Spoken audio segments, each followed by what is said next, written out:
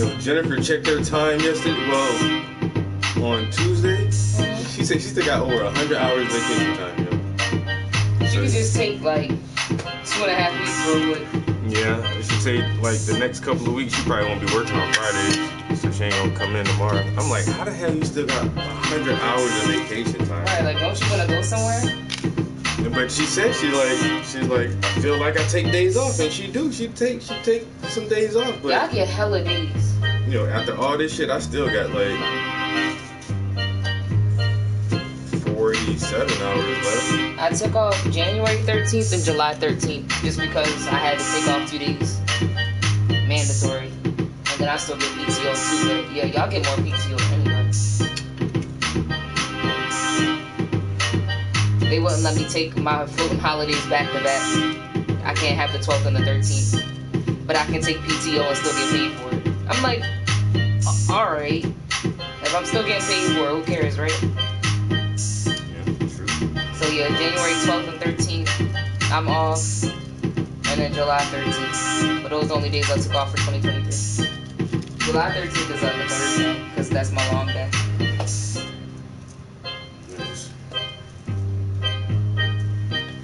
Alright, I need to go do some things. You staying up here or you coming with me? I'll probably start cooking now and then. Probably read a little bit.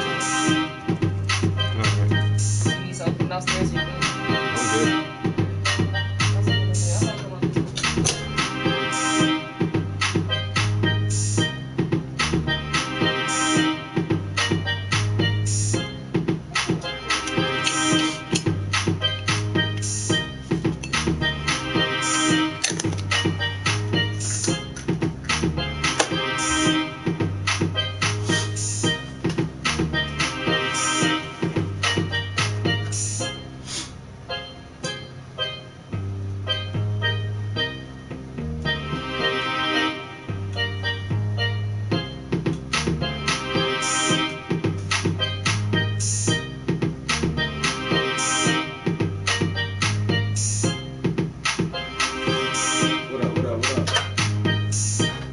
Back to the motherfucking studio.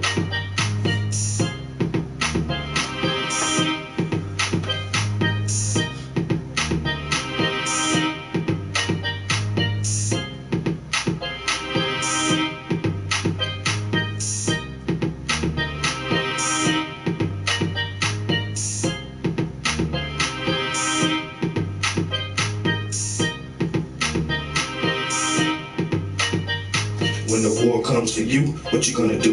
Where you gonna sleep? Where you gonna buy your food? Who you gonna kill? Tell me who you gonna shoot to protect your family when they trying to loot. When the troops come with boots and aiming at you, and they try to beat you down till you black and blue. But you built like a brick, so you hard to bruise. When your life on the line, it ain't hard to choose. It ain't hardly new. How much?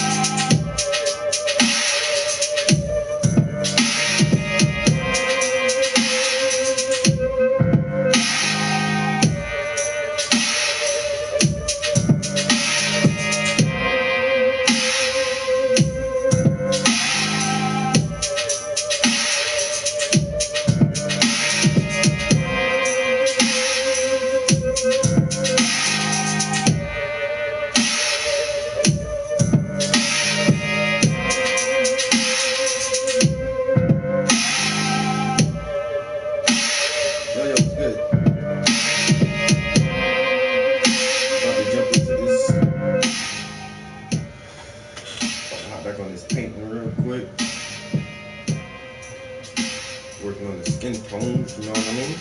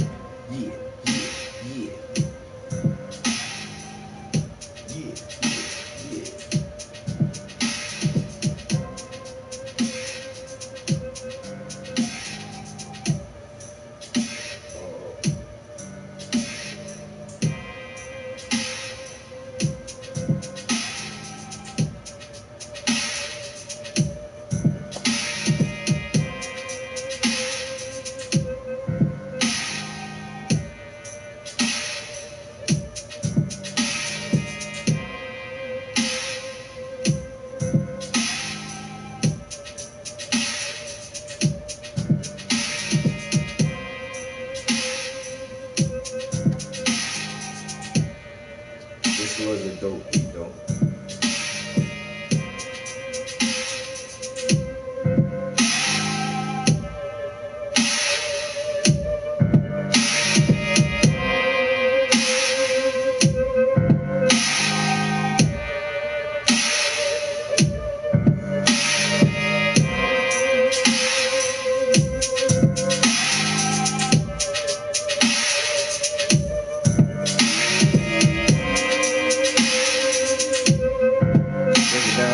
Individually.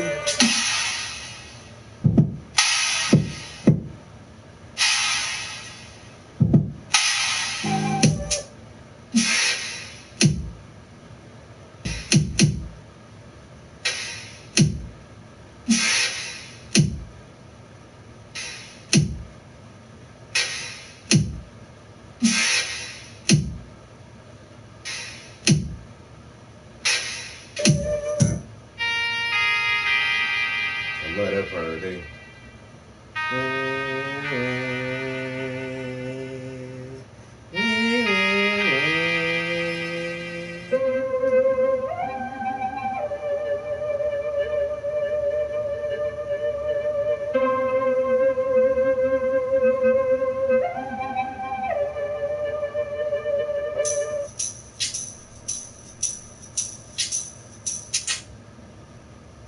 There ain't nothing right there on that shit.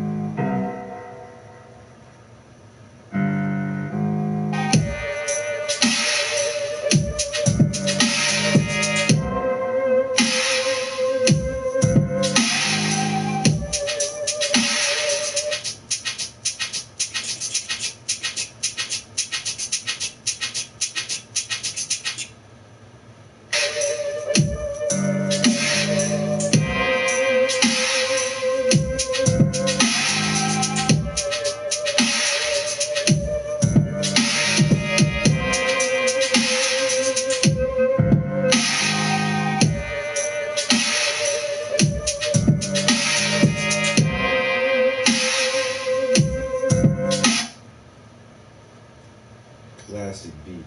That is called The Breakdown.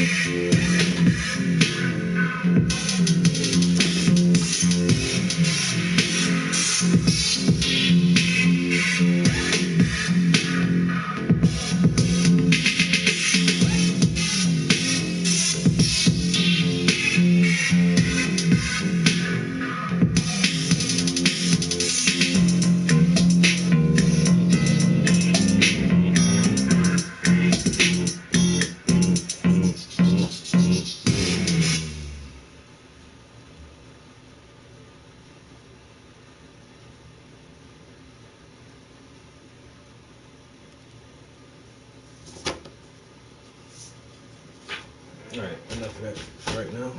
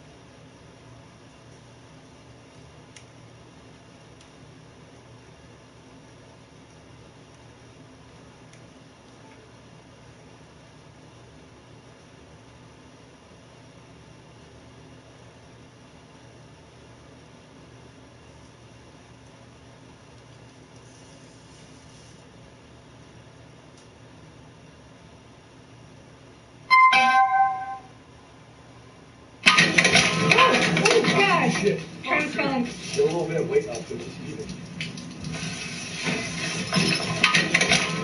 Oh, gosh. Shit. Expert marriage tip guy here.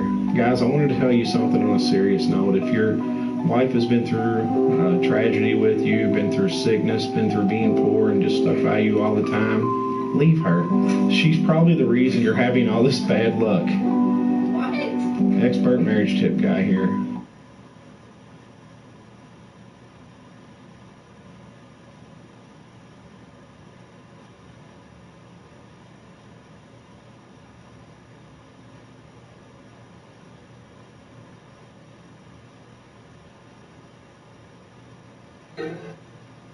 Stem cell technology that Peter and I are investing in is called SCNT, which takes the egg of a young, perfect woman specimen, takes the egg and takes out the nucleus and puts our DNA in the nucleus. It is going to take stem cell technology that Peter and I are investing in is called SCNT, which takes the egg of a young, perfect woman specimen, takes the egg and takes out the nucleus and puts our DNA in the nucleus. It is going to take it out. It's pink fluoride. It's pink fluoride. Yeah, and this is part this genetic greatness that we don't see in any other race.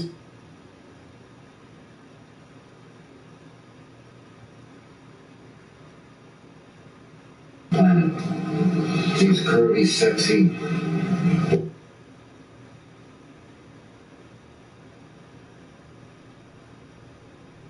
from Africa. You girls have a kind of a monopoly on this genetic protection, and we want some of that. So, girls, for $100,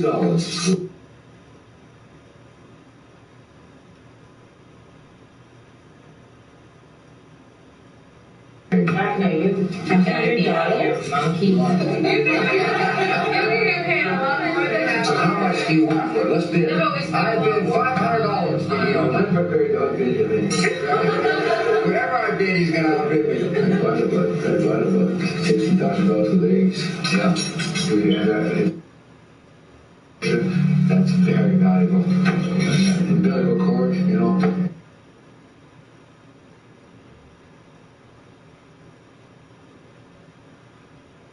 Placenta, you know, God, you know, even if you're period blood, it's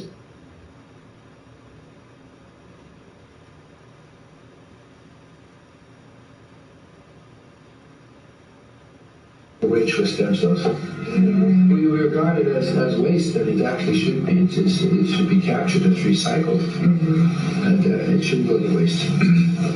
It's life for somebody, you know.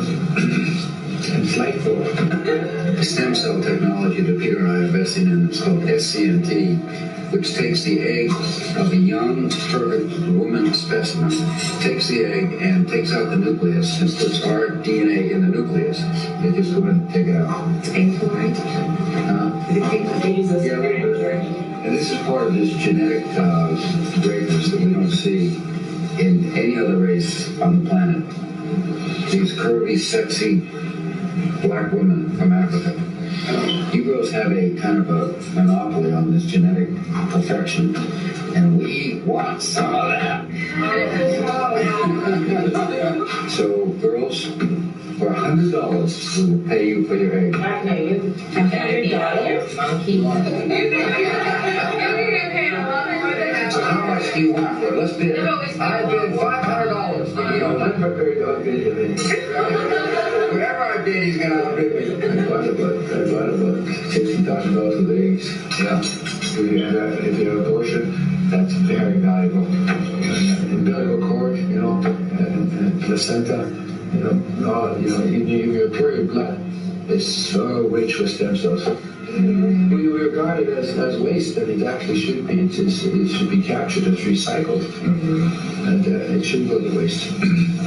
It's life for somebody, you know. It's life for stem cell technology. Stem cell technology that you're investing. Motherfuckers know.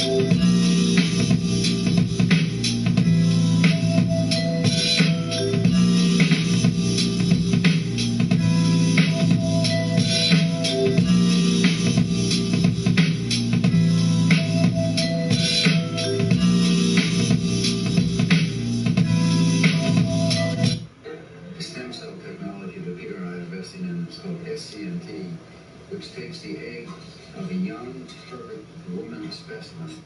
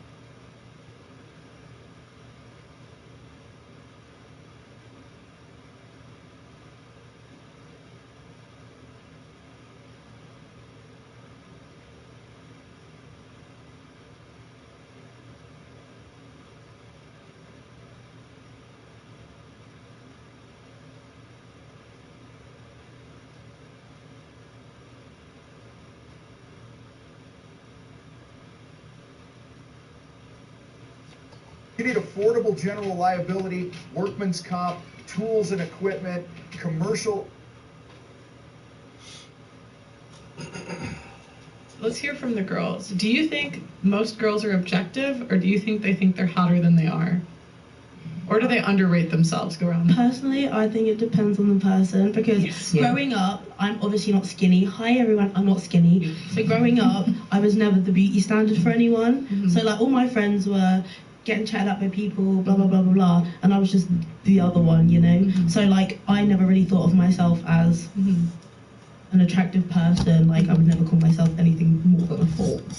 But now, like I don't really care about what anyone thinks about me. Like I've grown into myself, and I'm comfortable with who I am now. That like you guys call me delusional or whatever. I think I'm maybe not a 10. Let's not go that far, but like definitely an 8. So like whether you guys think I am or not, that's got nothing to do with her.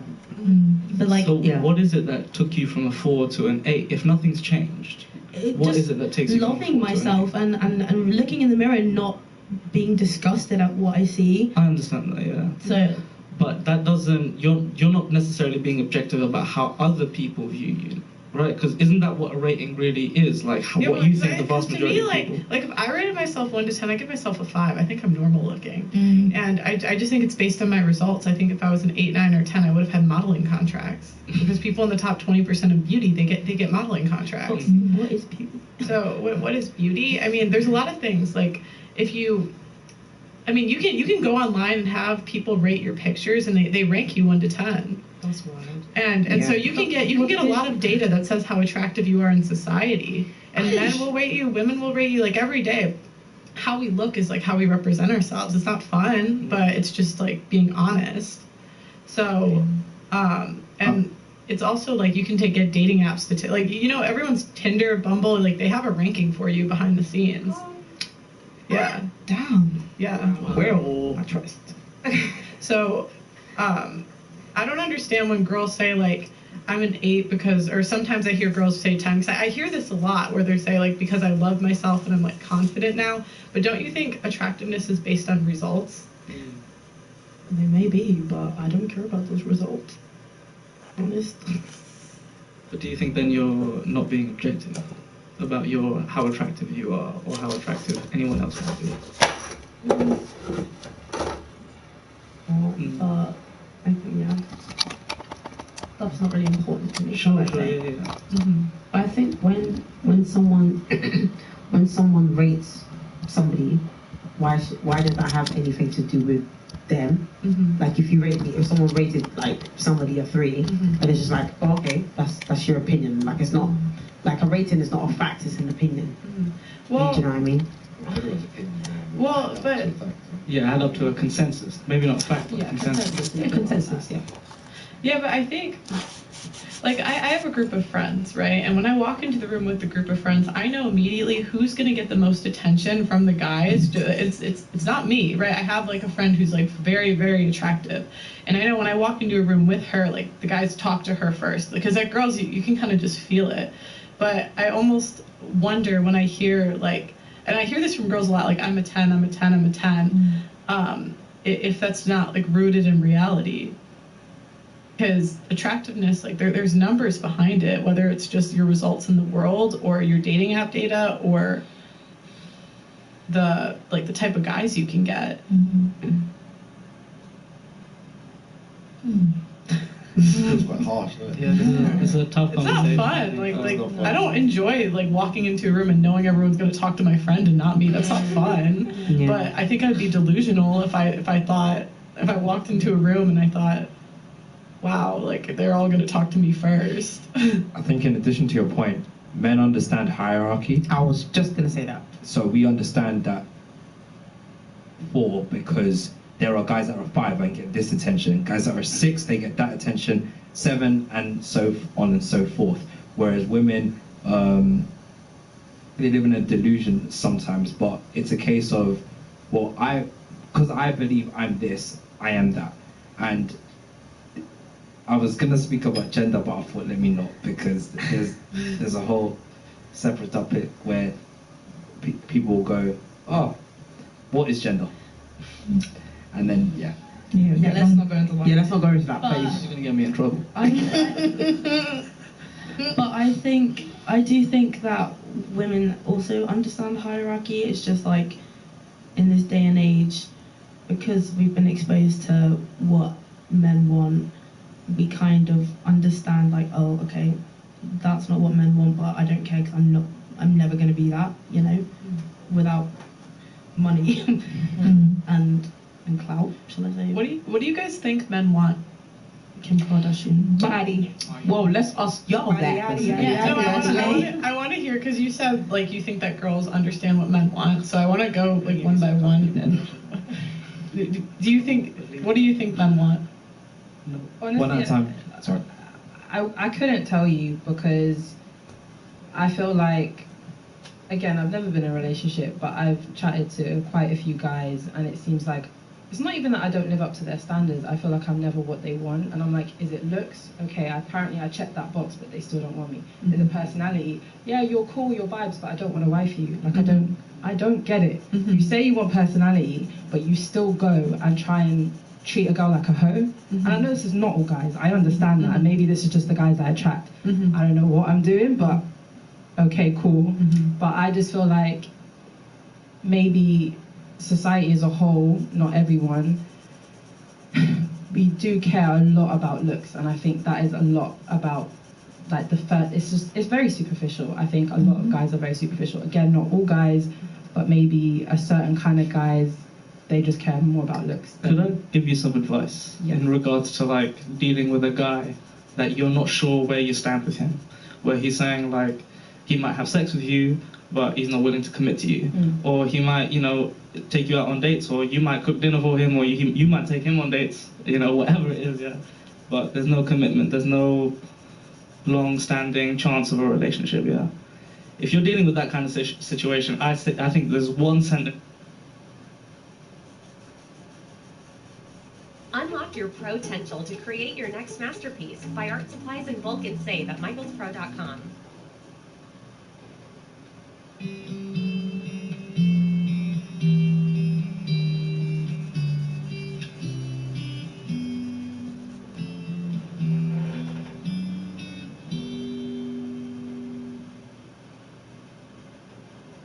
Clear up the whole thing. Would you like to meet my dad? If you don't have a dad. Okay, fair enough. But would you like to meet my family? Would you like to meet my brother? Would you like to meet my mum? As soon as you take it there, I'm sorry, but there's an immediate decision that partner has to make. Am I actually serious about this? Do I want to? Am I invested in this person enough to actually engage with their family? Yeah. So, and honestly, from the beginning, if you introduce your boyfriend, your fling, whatever it is, if you're trying to get commitment from them, if you introduce them to your family from the beginning, you can see how they engage with your family members. Are they respectful? Especially a male counterpart in the family. Absolutely, because they can tell what that guy is up to. But what if you don't have a male counterpart? What if you don't have a... I understand that there are those circumstances, obviously. I would still say introduce them to your family. No. Do you have a trusted elder brother type figure or a father type figure that you trust?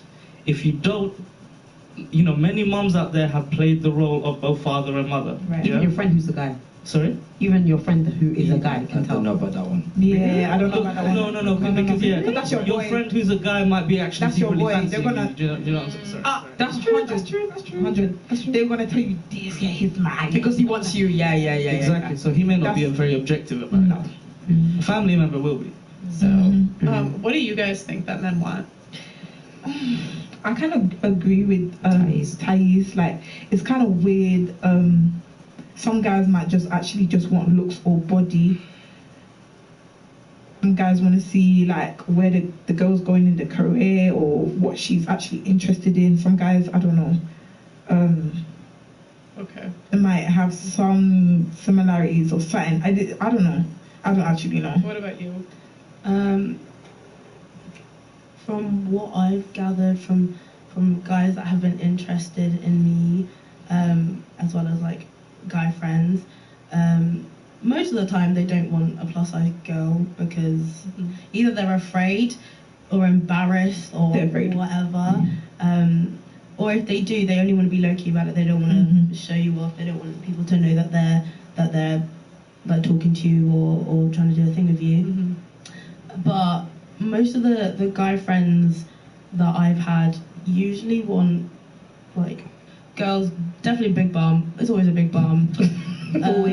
Always. And then, but the thing is, most of the time they want the big bum, but they don't want the things that come with the big bum, like the natural stuff that comes with Yeah, the the bum. hourglass. Yeah, they want the nice boom like figure.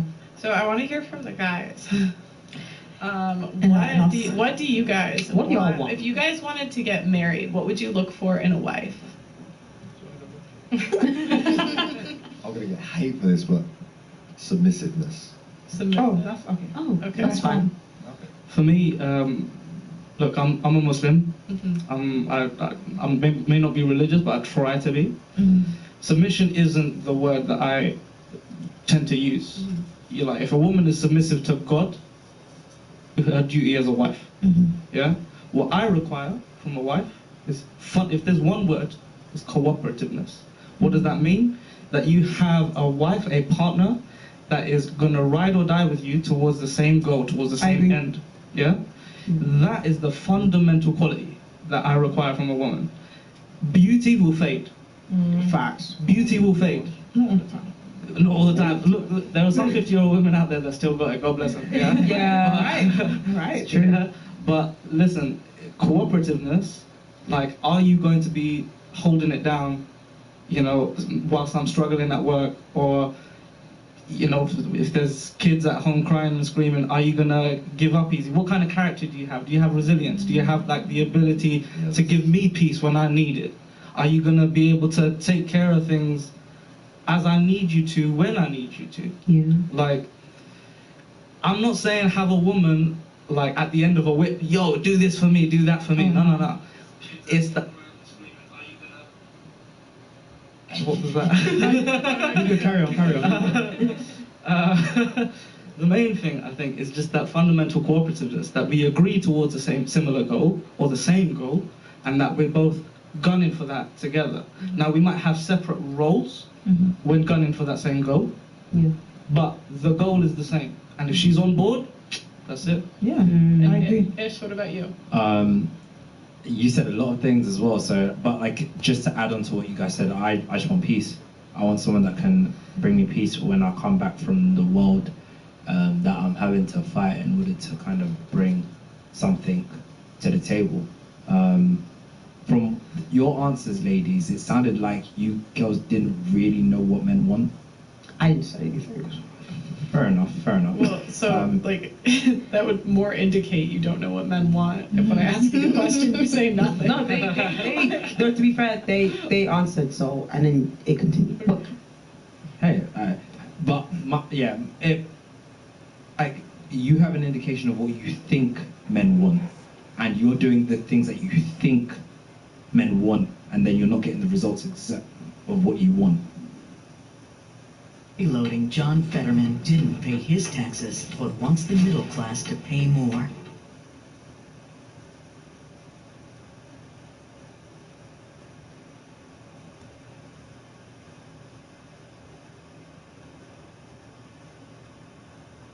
You feel ugly and unworthy. There's too many different reasons. Let me ask you guys. Okay.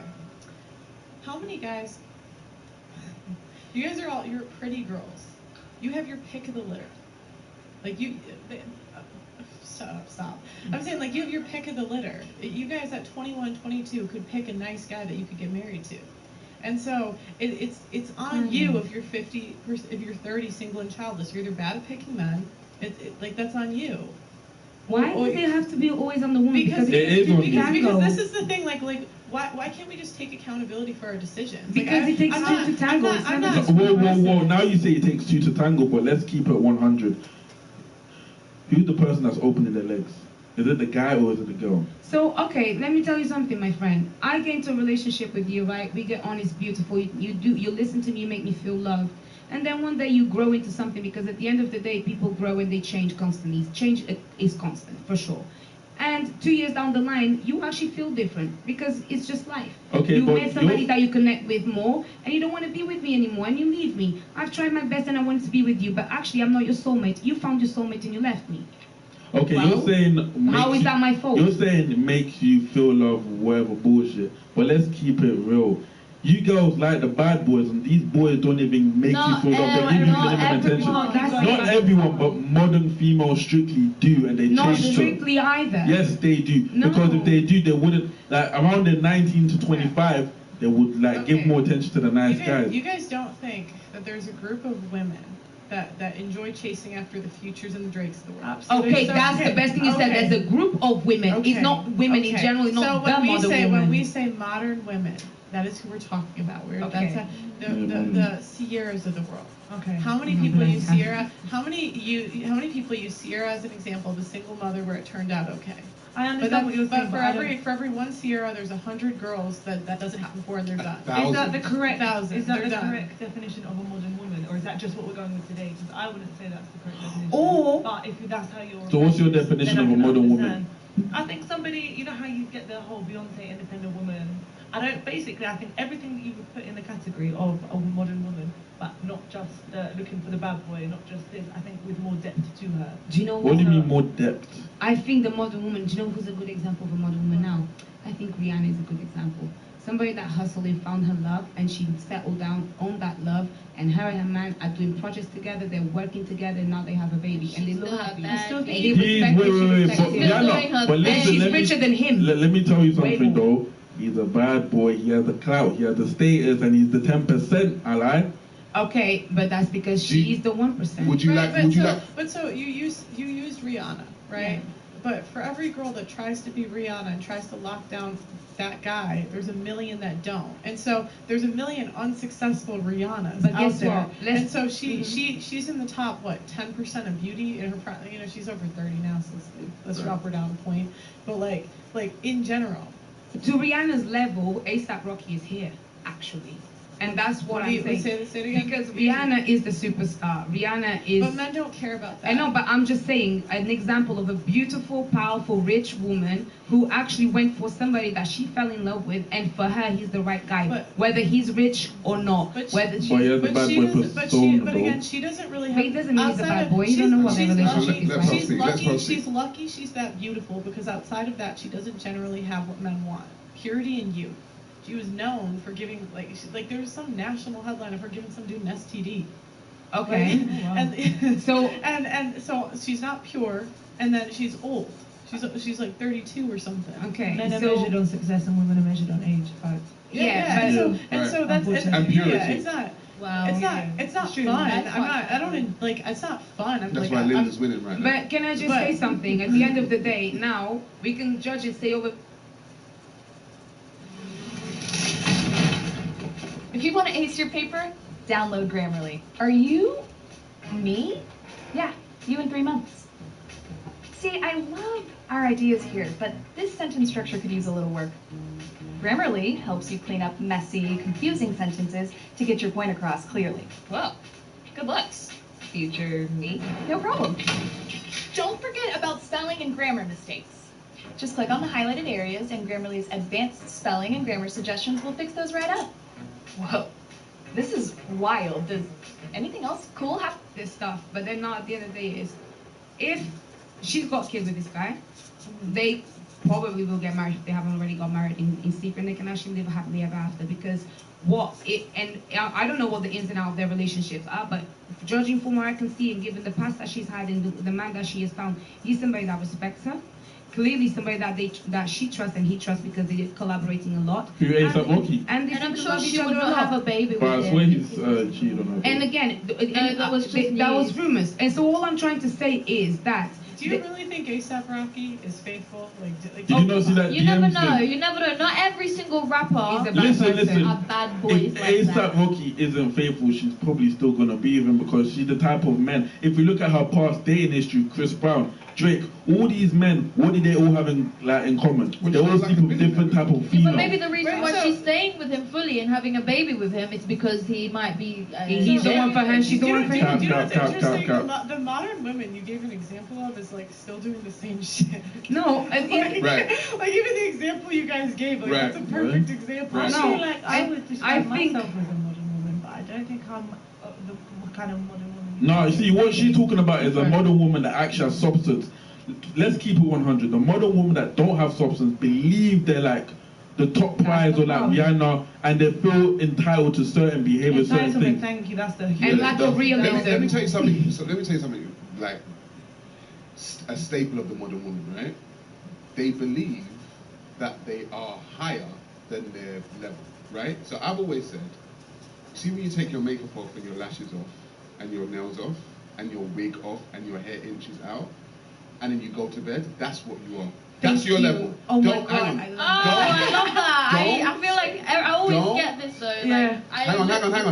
So Don't act like you're higher than your level because you put makeup on and weave in and nails on and lashes No, but on. it's okay Because- to hang on, feel confident with wait. that, no? A lot What do you of- mean a lot- confident? but hang it's on, true what he's hang saying. on. It's true what he's saying. A lot of modern women tend to think that because how they look after they're made up, that's their level. No, my dear, because the bottom line is when a man goes to bed with you, you've gone back down to that level, and that is what he's seeing on a daily basis. When you're walking around the house, that's what he's seeing. So don't act like you're a 10 when you're a So you're a 5 and 3/4. And at Carnival, when I was asking, I went around and I said, rate yourself 1 to 10. 10, all of them 10. I'm a 10. Bro, you're like a 5. You're Yes. average looking. Yeah, but and that's not an insult. Most bitches But are average. is it not okay to be confident though? No, but it's not No, it's okay good to to be lie to realistic. yourself. It's not okay to lie to yourself. But let's keep it 100. You see, the makeup, the wig is all a mask. It's a mask. I personally believe that when girls have makeup, when you approach them, they have a different personality. If you approach them And their without, hair. when you approach them without makeup, they tend to be more approachable, more talkable, more have more of a vibe. When you approach them when they have makeup, they're all like, I'm the shit. Hold on, but why are you Hang on, you complaining see about me? makeup as well when actually men invented makeup? No, we're not. You know? Hang on, we're not. The thing is, makeup is fine, but women will spend They use it too hang on, much, they will spend 2 hours on their whole Okay. makeup. Like, do you know what I'm saying? That's And long. and they will look Okay. totally different. That's We've totally all different. seen. We've all I seen bet the it's not TikTok the same because I videos. can't do makeup well. We've all, hang on, ladies. We've all seen the TikTok videos of women looking a certain way, doing her makeup, and looking a whole other way. Right. Okay. So there are a lot of women out there. Me, Brandon, what's your name again, bro? Fury.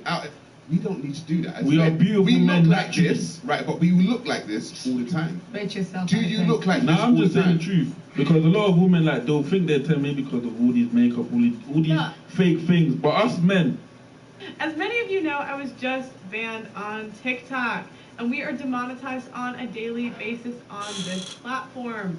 If you want to help, please consider sending a super thanks below. Every donation helps, and it helps make what we do possible. Rest assured with Raymore & Flanigan's 120-day comfort guarantee. Raymore & Flanigan has so many mattresses to try. The whole experience was so easy. 120 days to try your new mattress. If you're not satisfied, we'll help you select a new one.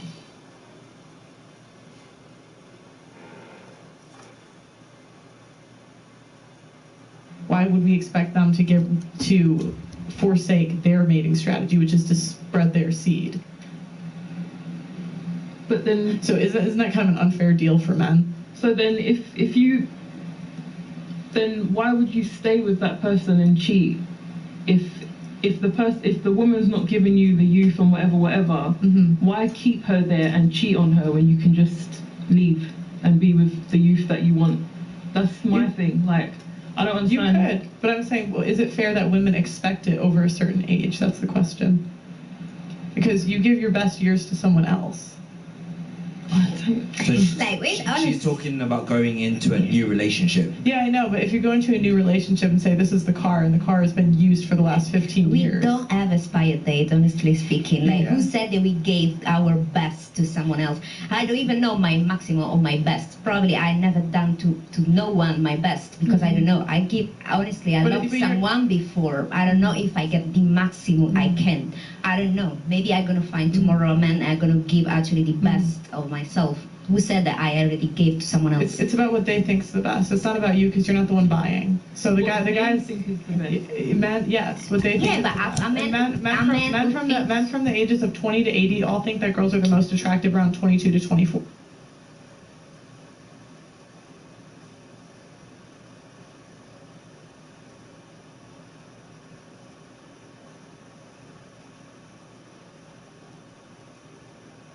They say slavery didn't affect us. What's your response?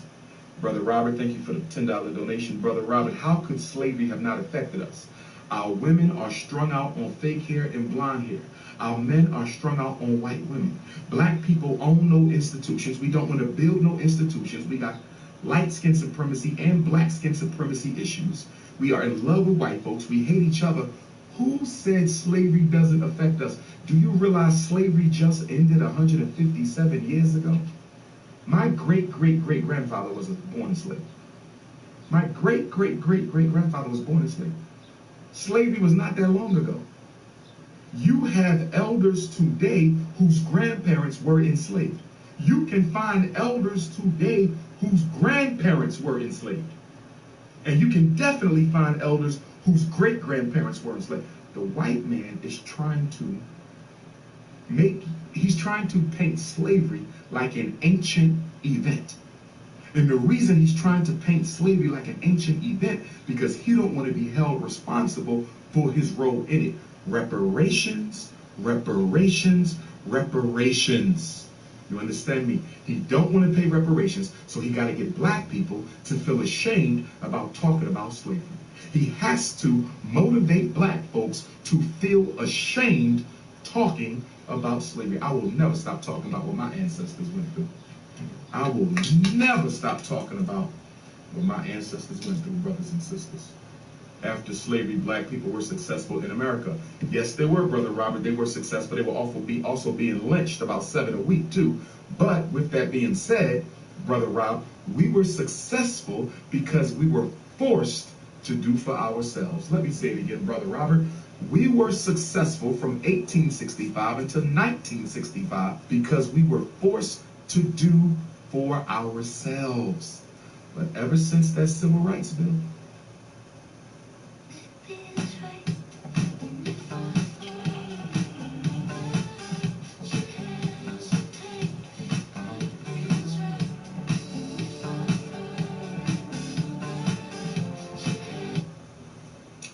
don't blame the government. Don't blame Dr. King, one of my heroes. Rest in peace. Don't blame him. Blame yourself. Nobody's stopping you from building a black school. Nobody's stopping you from building a black bank. Nobody's stopping you from building a black supermarket. Nobody's stopping you from building a black hospital. Nobody's stopping you from building a black community. Okay? You hate yourself and you love white folks. There would have never been a black Wall Street if integration would have started as soon as slavery ended. There would have never been a black Wall Street if integration started as soon as slavery ended. Yes, I saw the brother from Pennsylvania found hanging in the park. There needs to be a protest and a march. Killer Mike is my guy. That's my brother, Killer Mike. Kieran, why did white people choose Africans? Several reasons. We were a very humanitarian people, which means we were gullible. We did not understand the European or what he was up to. As a result of that, some African kings and kingdoms were complicit in the transatlantic slave trade. They had no idea that slavery to the white man was perpetual, eternal, dehumanizing. He had no idea. Okay? They also chose us because they could get away with it. They chose us because they could get away with it. They also chose us because we were biologically stronger than the other groups. We were biologically stronger than the other groups. The Native Americans did not succeed well, not just because they were able to run away because they knew the land, but biologically they were not able to tolerate some of the diseases that the white man brought to them. We were able to tolerate the white man's diseases. We were biologically stronger and thus more successful under the lash. But make no mistake, we perished as well. Make no mistake, we perished as well. And of course, racism gave birth to a social, religious, psychological, political theory that said black people were inhumane, that we were animals, we were less than, we were devils. And that gave justification to the religious society in which the white man belonged to, that said we could be enslaved. But I'm going to give you a revolutionary Pan-Africanist answer. Why did the white man enslave us? Because we let him. That's the revolutionary. That's the Garveyite answer. We let him.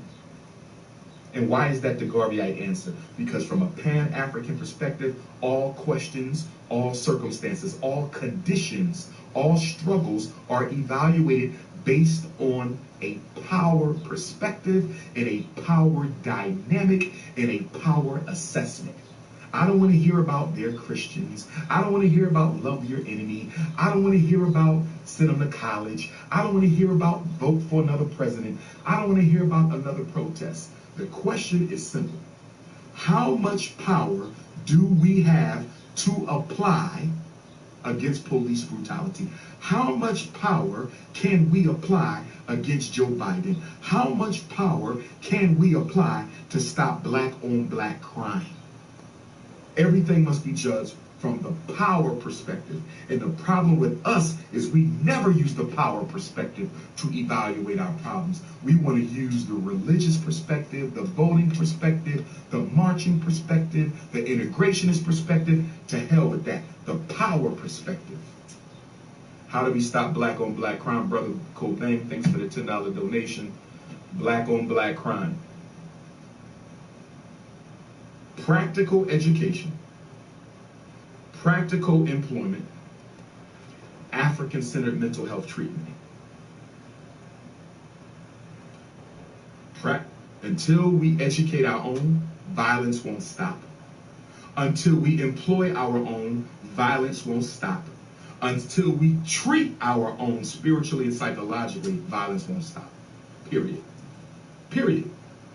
Black on black crime does not stop until we educate our own children, employ our own children, and treat our own people. Period. Jamal said, hope all is well. Why should people keep saying we Africans sold Africans into slavery as if they wanted to do that when some of us know that they were forced? This whole narrative of Africans selling Africans into slavery is exaggerated, Brother Jamal. Some kingdoms did participate. But when most of them found out what America was doing with their kin, they stopped. And some of those very same kingdoms turned around and fought against the slave trade. Why we don't talk about the kingdoms that fought against the slave trade? Why are we trying to make the entire African continent guilty for the enslavement of African people? That is an exaggeration and it is a distortion of the truth. The slave trade of African people was an Arab European institution. The Arabs started it, the Europeans joined in and took it over. It is Arabs and it is Europeans. And what kills me, I don't never hear nobody talk about the Arabs, but we'll talk about black folks. I don't hear nobody talking about the Arab involvement in slavery, but I keep hearing about African kings. Why don't I hear nobody talking about the Arab involvement in slavery, but I keep hearing about African kings? Somebody help me understand that. We got all the smoke for a handful of African kings, but we ain't got none of the smoke for all the Arab nations that was involved then and are involved now in the enslavement of African people. Cash App, Saul, can Africans become free by building the pyramids? We don't need another pyramid. I'm not helping nobody build another pyramid. That was 5,000 years ago. That's what they needed to do 5,000 years ago. And they did it when they ran the world. We have no business building no pyramid, because building a pyramid ain't feeding nobody, it ain't employing nobody, it ain't stopping police genocide, it ain't stopping gentrification, it ain't building no schools, it ain't stopping mass incarceration. I'm not interested in no pyramids. Good question.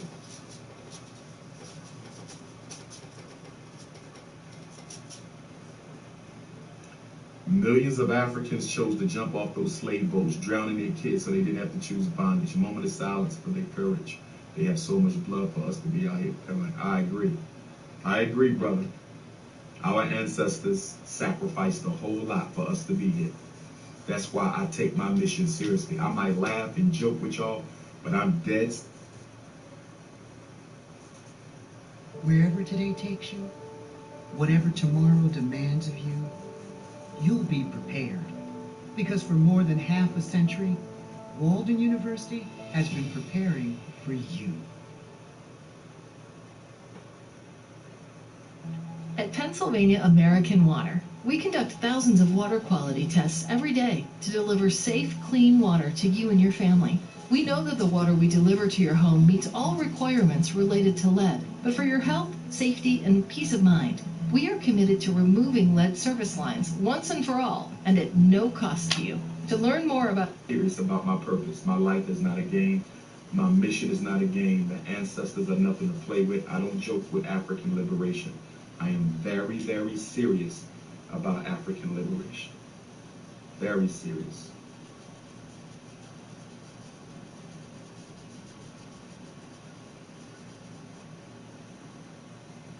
Brother Nkosi up in Jersey. Peace and Black Power. $100 from Brother Nkosi. Thank you, Brother Nkosi. African Black violent criminal help secure face-to-face non-incarcerated manhood guidance. African societal appropriateness. Re-Africanize our values. I love it, Brother Nkosi. Nkosi in the guidance how to correct all actions and behavior that I committed in the past that were harmful and self-destructive to African communities. Everybody needs to make that pledge. Brothers and sisters, all of us are guilty. All of us are guilty. I don't care how conscious you are, how woke you are, how educated you are.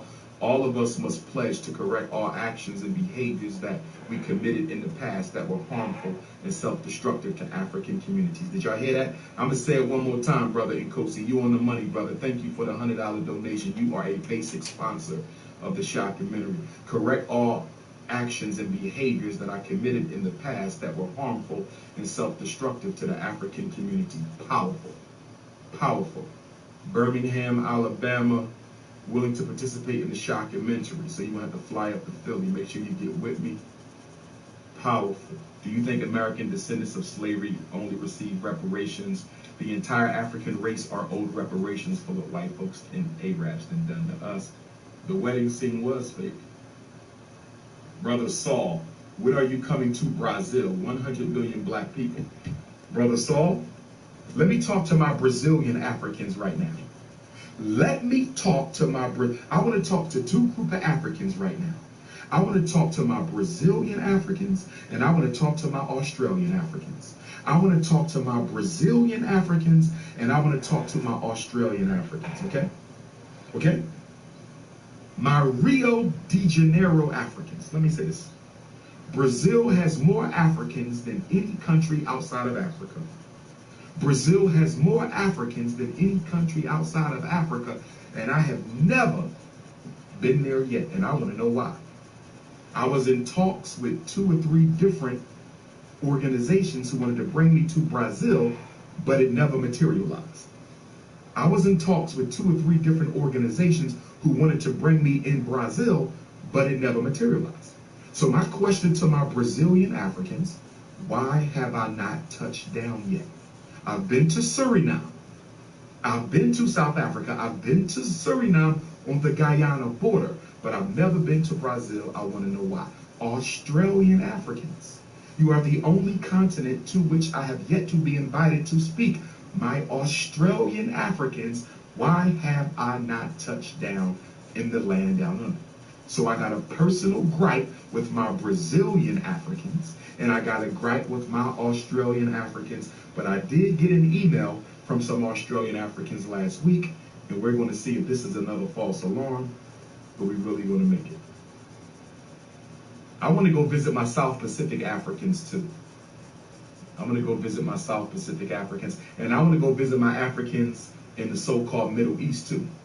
The Arabian Peninsula. We got Africans out there who've been there since the beginning of time. Pre-slave trade.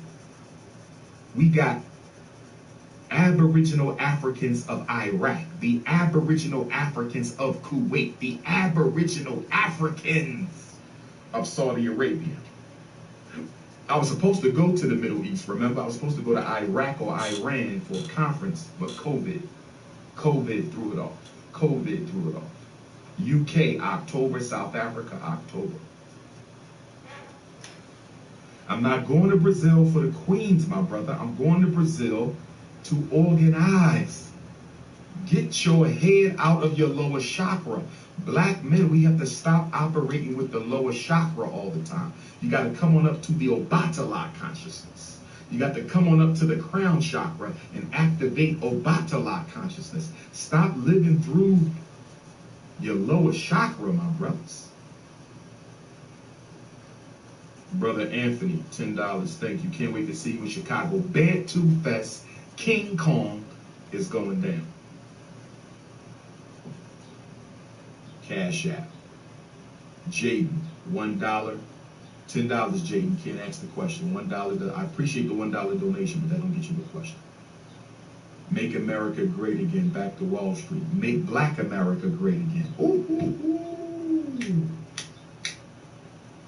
I need a t-shirt, man. Any t-shirt men out there? I need a t-shirt, man. Any t-shirt men out there? I need a t-shirt, man. Text me if you live in Philly and you do t-shirts.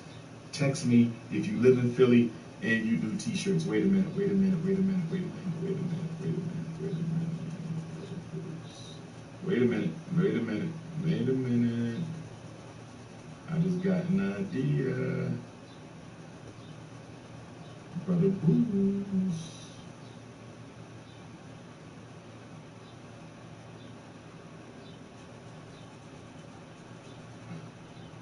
Make Black America great again. Lord have mercy. I'm such a genius. If you can print me about 50 t-shirts, text myself. Make Black America great again. I coined it. It is mine. Don't steal it. It's my phrase. Y'all be stealing. Y'all stole unapologetically black. I ain't get $1. Y'all stole unapologetic. Bognac pledged to vote for a national abortion ban. No exceptions.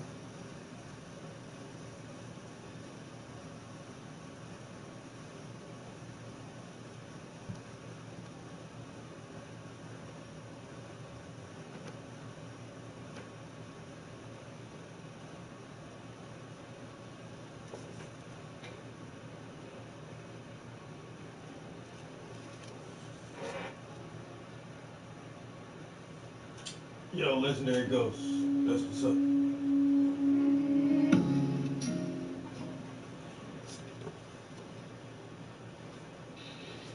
Hey, if I sound winded, it's because I've been running around here. We've been testing, making sure that everything works. We have, look, Alex Jones on the show today, and I would appreciate, look, I know that many of you have different opinions. Let me just give you a little bit of a rundown here. I was not an Alex Jones fan for a very long time. I made it known. I had criticized him here on this show, and I still have criticisms of him. But we're at a point right now, and we'll be talking about this today. We'll be showing you a montage of the end zone dance from not only the elites in Hollywood, not only the elites in media, but the elites in government. Government officials actually championing this silencing of speech. And that is absolutely what it is. Regardless of where you line up, there's an inflection point right now in this country. And the reason that we're having Alex Jones on, and we've had him on, is because I hate seeing people being bullied. I hate seeing a pile-on. Even if you think he's said some things that are reprehensible, and we'll get into the things that he said that he regrets and he's apologized for ad nauseum, I just can't believe that we have people in this country, let alone people who are comedians or people who are supposed to be servants of ours, champion the silencing of someone speaking. And there's a very strong message that is being sent right now, and that's why this episode is largely going to focus on this. It's going to be what they call a deep dive, the kids, on the systematic, I guess you would say, expulsion of people for wrongthink, and how deep it runs, and the idea that you can just go and start your own business. And most important is, when you have someone like Alex Jones, who, if you've watched his career, and I do consider him a friend now, I will say this on a personal level. He's been around, from what I know of him, he's a good man, a flawed man. He's talked about it here on air. To me, it's refreshing when he's on air. He was on air on Ash Wednesday and said, maybe I drank a little too much and, I have it. He'll tell you about his flaws. But for a man who speaks publicly for hours on end, and then misspeaks or gets something wrong, and then apologizes, and then is punished anyway. And then the government jumps in. People, well, I guess former press secretary, but current members of the government and entities who are backed by the government, be it banks, be it big tech organizations, deciding to put you in stocks in the town square. The message is really loud. And I hope that you're hearing it. If you make a mistake, not only is there a double standard, which we'll talk about, who have a belief that other people find to be offensive. And of course, it's a sliding scale. We know that we've gone further and further down the trail here. Look behind you, there's a slippery slope. And you apologize anyway. They only get worse. What do I mean they? The left. I mean the left. Is it left or right? They've made it left or right. There is no one on the right, and no one here in this studio who would end zone dance because of a worthy adversary being silenced, and certainly not if they apologized and said that they were wrong. We've hosted those people on this show. People like Naomi Wolf, people like Alex Jones, actually. If you say something, power deemed to be unacceptable, and apologize dozens of times and correct the record, you'll have your life ruined anyway. Fought for their lives for a very long time, but you know what that really means? Your livelihood. Make no mistake. When government-backed entities can take away your livelihood, should it be that you decide to purchase ammo off of PayPal, or decide to, as a doctor, question the efficacy of a vaccine, or even just run a clip from a Pfizer executive herself and you get removed, or you're a host on air, and you speak your opinion, wrong as it may be, and then apologize, and you can be punished, removed, and your livelihood eviscerated. Wars were fought. And I'm not, of course, really clearly not advocating war just before the CNN folks want to run a highlight reel. I'm giving you, hopefully, the scope, the depth of the problem that we're dealing with here. Your livelihood is something. You shouldn't feel guilty when it's at risk. And it's at risk for a lot of people. It's something certainly worth fighting for. And it's something that people have fought for. Hey, look at any huge, great, and I say great, I mean the Great War. The Great War, right, is what they called it before they had World War I and II. And they said, well, I guess we have to separate it. We can't really call it the Great War. We'll call it World War I and II. I'm not saying wars are great. I'm using the term here. Look at any epic war, battle. They were fought over what? No, not just religion. Land, resources, to water, to preserve your livelihood. And we now try and separate that and say, hey, well, businesses can do whatever they want. Well, they're not businesses if they're an arm of the government. And you know what? Removing your livelihood is tantamount to trying to end your life. Let's be clear about that. Okay, well, you know what? I guess I'll go start my own. I guess I'll go start my own media account. Well, no, can't do that. We're going to find that out of business. I guess I'll have to take donations. Can't do that. We're going to remove your ability to take donations. I guess then it's just back to standard banking and wires. You can't do that. You're removed from a bank. I don't care if you agree with Alex Jones or not. It doesn't matter. And by the way, this is so clear. It's so obvious that that's a big reason that the court said you cannot argue that this is political persecution. Do you understand that was this trial was predicated on that? You wasn't even allowed to argue that because he didn't provide additional finances. I'm not saying mistakes weren't made across the board, but I hope that all of you understand the gravity of this situation. There are some silver linings here right now in this country, and we try to come to you as happy warriors. But make no mistake, today is a day where we need all of you to be warriors, because they can remove the livelihood of not only Alex Jones, but they can remove the bank account of Kanye West, several other people, by the way, also on PayPal. And these are organizations that are backed with federal guarantees and a never-ending supply of your tax dollars. You are at a point in this country where you are paying taxes to fund the theft of food from the mouths of your kids, all under the guise of, First Amendment only protects the government stopping you from saying something. That's all it does. It prevents the government from stopping you. Okay. By that same token, shouldn't JP Morgan, shouldn't JP Chase, whatever their abbreviation is, these things are all these giant conglomerates, if they're backed by our tax dollars, they're guaranteed, if they received hundreds of billions of dollars, and if you adjust for inflation in the last few months, hundreds of trillion dollars in taxpayer dollars, are they allowed to deny you your fundamental constitutional rights? What point do we separate private business from government? and I say this as someone who doesn't trust big government, but one of the roles of government, the only legitimate role of government, I would argue the only legitimate role that falls under the purview of our government is to protect the citizens from external threats. That means wars. That means from tyrants abroad, and internal threats. And how do we determine an internal threat? Well, the good news is we have a handbook. It's the Constitution. And that's not hyperbole. That's not just rhetoric. It is meant to be our way of life. And people are wiping their asses with it. So I don't care. I want you to try and separate your opinions from the man today. I want you to try and separate your opinions from maybe the views that have been expressed, and understand that this is something that is permeating right now. This is a very pernicious, it's like the never-ending story, the nothing. It will destroy everything it touches, and you have got to put aside. This is the thing that the left does so well. I'm sorry I'm going long in this cold open. Go with me here. Hit the like button if you can. Share this show. Comment, because you know YouTube's going to make sure that you cannot find this anywhere. Go and search Steven Crowder, Alex Jones, Ash Wednesday. At least up until a couple days ago, the video that we did with him wouldn't have popped up. Maybe they've changed it now that some eyeballs are on it.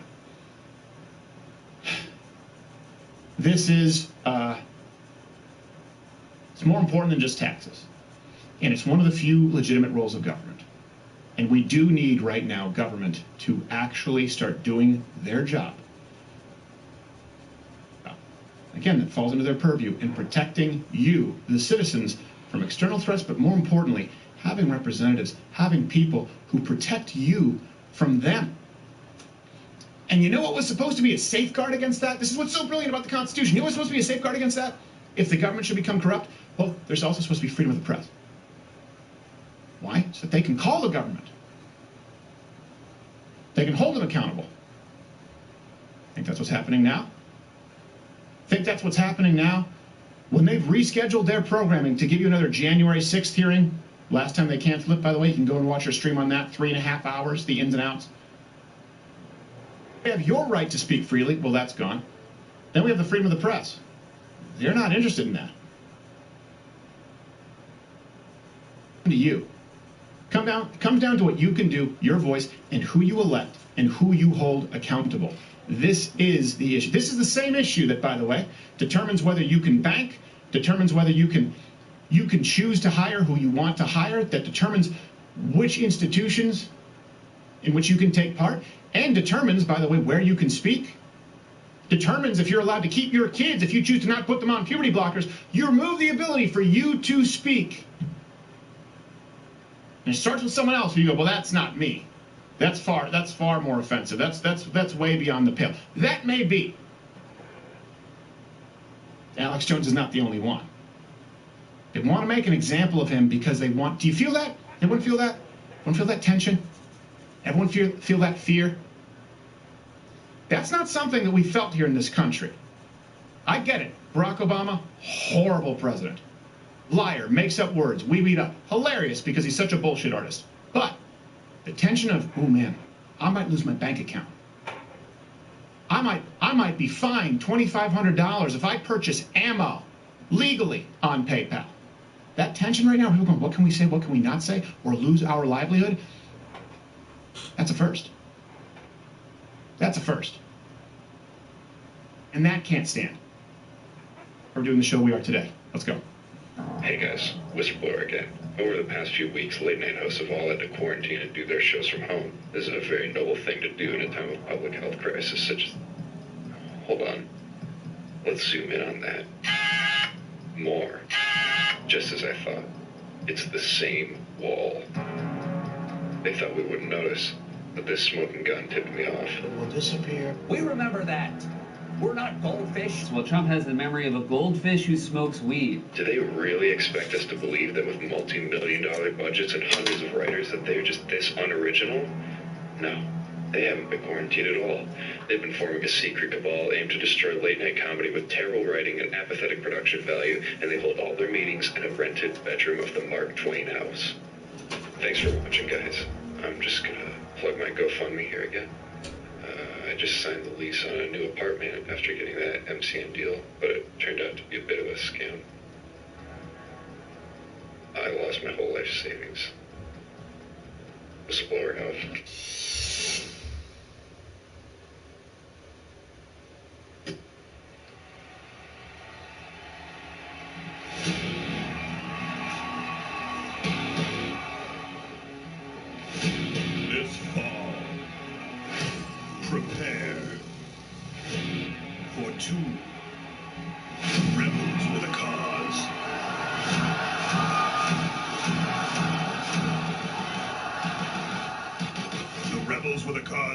January tour. Tickets on sale now at louderwithcrowder.com/tour.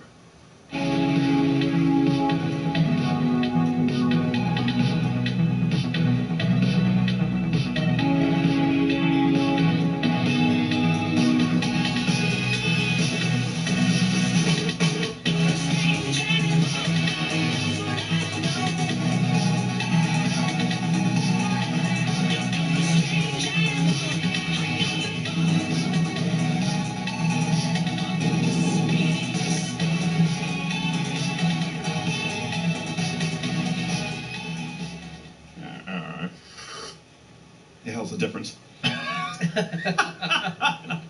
Is that your pissed off? I apologize. Very we've had a lot of good days, a lot of big wins, and I hate it when people are just woe is me, everything is dark. That's not true. But this is when you see what's happened in the last 48 hours alone. I'm pissed. I really shouldn't be in this hosting chair because I still, wake up like a boiled prawn. I was 11 pounds down, now I'm 6 pounds back up with the fluid, so thank you for all your well wishes. I appreciate it. By the way, today we have Alex. We'll also be going to Mug Club. Please do consider joining up. louderwithcrowder.com/Mug Club. It's $99 annually, $69 for students, veterans, active military. You get the wonderful mug, and you get the extra full 100% extra show. And I'm doing the percentage because it's basically the show times 2. It is, yes. So it's like you're getting 50% of a show. But it's better to say you get 100% of a show, and then there's another, so it's 200%. Which is impossible. I don't know. I'm not a math patient. Someone didn't grow up planting rice. That's true. I learned that yesterday. Hey, corn and rye. Yeah, I'm American, damn it. I'm going to give it 110%. Oh, so you're a liar. You were holding back. Yeah, you were holding back and just saying. Yeah. That's all I got. It's not all you got. So we have a lot to get to today. Originally, we would have been doing the January 6th, obviously, the streaming of it. The hearing. I'm sorry, is there a thunderstorm? They may cancel it. Yeah, they may cancel move it. to... No, the entire media canceled it so that they could all run it today. We did 3.5 hours. Remember, the attitude there was we said, screw it, we're doing it anyway because we prepared. We'll recirculate that. Go and watch that. Go watch that today. Maybe we could just stream that again on the channel today while the hearing's going on so people can watch it.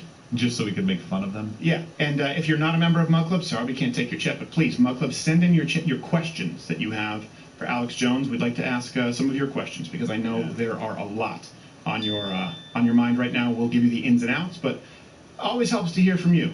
The little person. Now.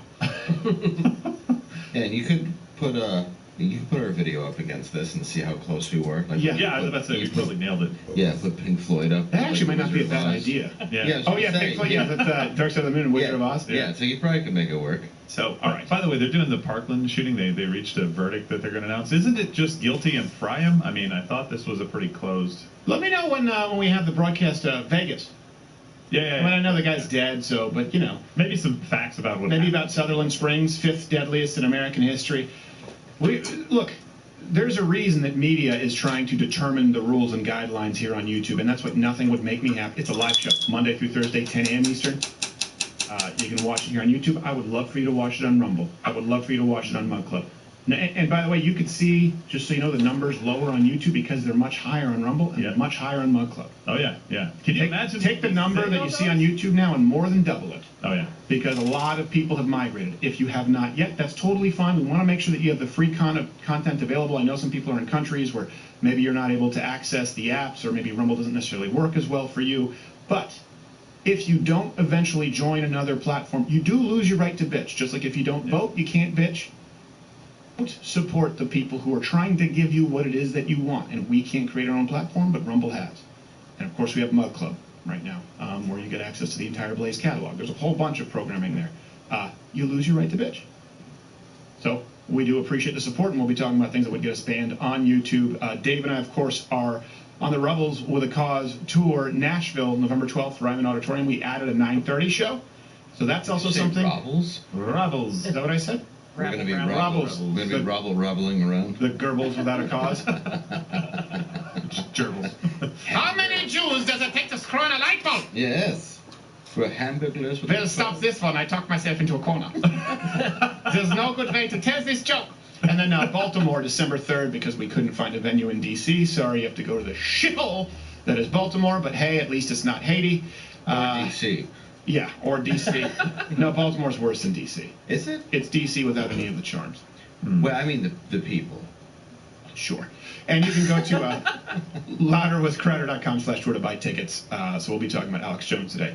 We'll be talking about the insane double standard of the fines that Alex Jones has had to pay. We'll be talking about the backing by the government for all these entities who are going after Alex Jones. And, of course, we will be talking about the left has a new dating app to compete with conservative dating, the dating app that has been released. Thank you so much for filling in, both of you. But Gerald A., thanks. You did a great job yesterday. Thank you very much. I appreciate it. I'm glad I'm back in my chair. Great. You ready? You fired up? I'm ready. Absolutely. We're talking with Alex in about 10 minutes. I know. Can we see if they can wait an extra 10 minutes just because I gave him one hell of an intro. Sure. And then we have Dave Landau. He filled in Monday, Tuesday. Thank you, sir. How are you? Good. Ahoy. I'm fine. All right. I've been black-pilled for years. Let's do this. Yes.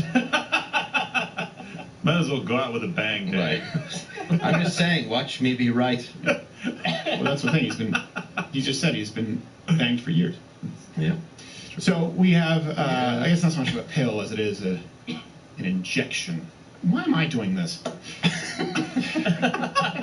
I'm still a little sick.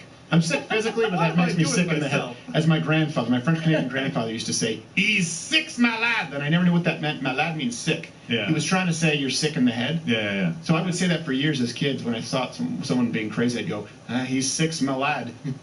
People were like, "Oh, your son's retarded." Is this why you were bullied? Yes. Among many reasons. I, too, was black-pilled. Yes, shooter. Now, and I wasn't doing laundry with the black pillar either. We didn't become friends over the Celtics and the Lakers. Oh, I guess you knew the same pillar. All right, so let's watch and react really quickly. You know what? Let's just do that tomorrow. I think to watch and react. We have to move into this. So I don't know if you know this, but there is a dating app. Obviously, you guys might have known about this. And comment below what you think this Alex Jones thing means for free speech. I mean, I'm sure that the chat's just going to be lighting up in the comments on YouTube. Yeah. Comments, shares, likes, they help the algorithm. If you don't want to join Mug Club, that's what you can do is you can go click. And I know some of you are like, it burns, but you know what? Tough enough. Doesn't burn. Monday, I think Dave talked about there's the new conservative dating app, the Right Stuff. And if you don't remember, here's a refresher. Why do you want to date a conservative? For me, at least, I know that we're going to start off with some shared values. Well, the conservative men I've dated at least know how to treat me like a woman. In my personal experience, conservative guys have better manners. I like that they understand their role in the relationship as a man. I just prefer my men to be masculine. And what's the biggest red flag when it comes to dating? A Democrat. No Democrats. A Democrat. Can't be a Democrat. A Democrat. That's easy. A Democrat. No Democrats. Nailed the demographics. No.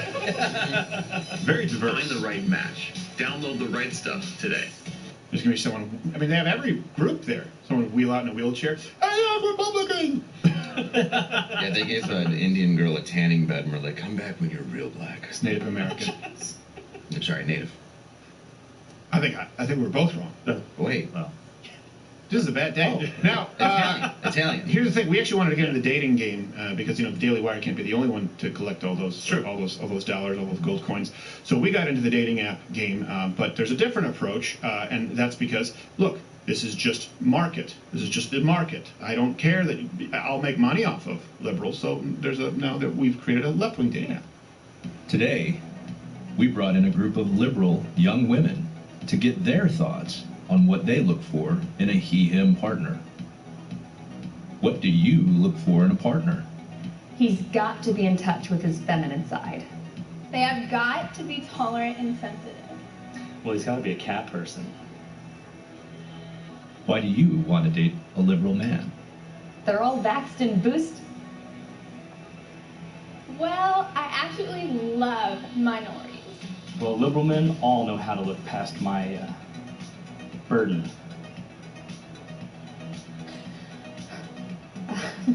Love's in the air. What is the biggest red flag when it comes to dating? A MAGA bro.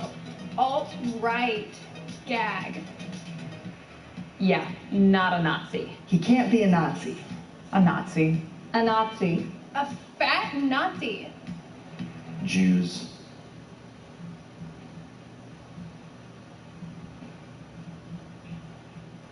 Find out what slim pickings are still available at this point in your life. Go download The Leftovers today. Available on the App Store and Google Play. Brought to you by George Soros. That's my face on the app. Yeah, I know, it's wonderful. That's not okay. By the way, I would have been worried about that being taken out of context until I realized that we did transgender breastfeeding Hitler on the show. So it wouldn't be the first swastika armband. He was also on the Grindr denier. I know. This guy's all over the place. I believe it's chest feeding. Yes, chest feeding. Now they have tampon dispensers in men's bathrooms. Do in some they? places. Yeah. It's What just, do we use It's them just for? rolled up fast food napkins. Now, Alex Jones will move. We have to, because I want to make sure we give him the floor. For those of you who don't know, if you've been living under a rock, the verdict is from a second trial. The jury ordered right-wing conspiracy theorist Alex Jones to pay nearly $1 billion in damages for falsely claiming they were actors who faked the tragedy. Parents who lost their young children and then faced a decade of torment. Far-right InfoWars host Alex Jones to pay nearly $1 billion in damages. 8 families and a first responder sued the far-right conspiracy theorist for the lies. Here comes the end zone $965 dance. million in damages to the families of 8 victims of the Sandy Hook massacre, which he repeatedly called a hoax. He tormented these families. He accused them of faking their children's deaths. By the grace of God, sometimes bad things happen to Alex Jones. That's a good thing. Now go get that money for those parents, you disgusting pink garbage person. Hey, what about the money for the dentist who almost got killed because you blamed him for hunting lions, which, by the way, is the main mode of economic freedom in play? Where was it? Was it Zambia? Africa? I can't remember which. Yeah, Africa's a continent, Joe. Yeah, I understand that. I was The narrowing it whole down for you. continent. Was it Mozambique? Yes. Remember Yeah, Cecil the lion when he went out crying? Southern Hemisphere somewhere. Yeah, there were 50-something lion eatings that year. Yeah, in that yeah, municipality. exactly. And this is the point that I want to get to. Look, Alex Jones screwed up in some areas, and he's been on the show and he's apologized for them. Okay, we all make mistakes, and Alex Jones has evolved quite a bit. But he did not call those parents by name and torment them, as you've heard these people say. He did not do that. He did not call out the parents by name. He did not torment them. He did not demand that his followers go and harass these people. So you can disagree with some of the things that he said. You can disagree with some of the conspiracies, of course, and I do. But you can't support this verdict based on a lie. And I will tell you this, any comic or comic host who champions this is no friend of mine. Line in the sand. You're a comedian? Oh, you think socialism good? We'll talk about, I'm going to talk about Bill Burr here next week and his support for socialism. You can't separate it. Name me one socialist country that's ever existed that allowed for freedom of speech. One, ever. Even the Nordic models, which really aren't, the Norwegian socialist models, which, by the way, aren't all that socialist.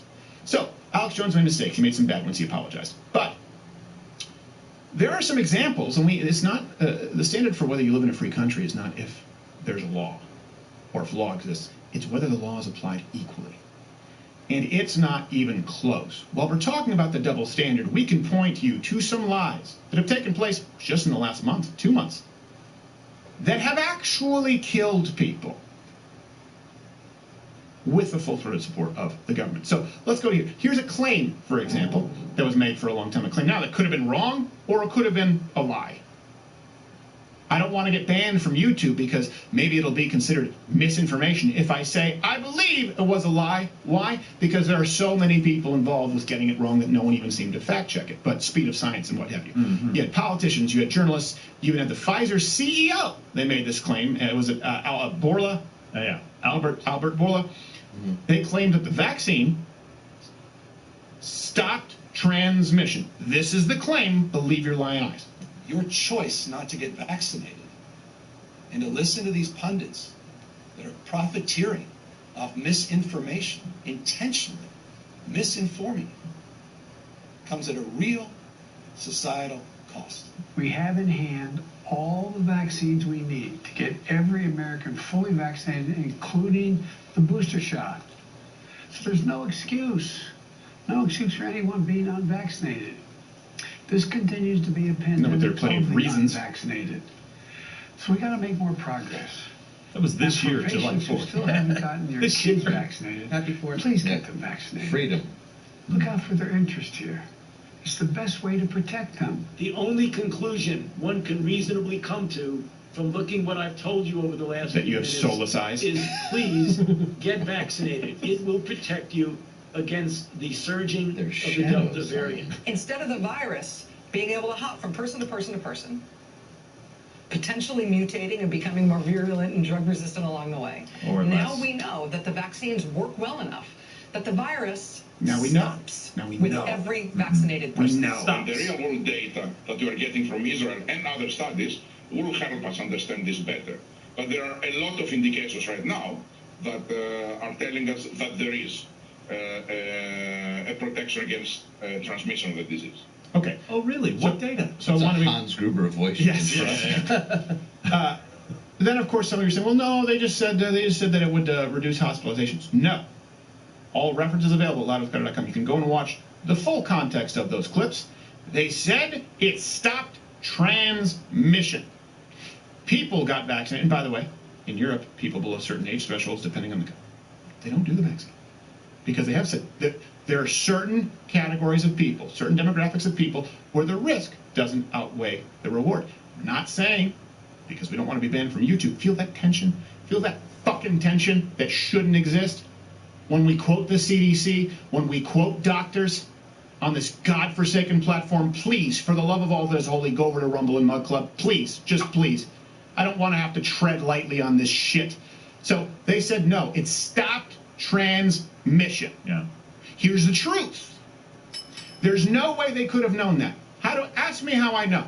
How do you know, Stephen? We talked about this yesterday, but I was still sick and on flu medication, so it didn't fully dawn on me. Janine Small, Pfizer's president of International Developed Markets, whatever the hell that means, revealed they knowingly lied on a massive scale, and the media and the government carried their water as it related to how much evidence?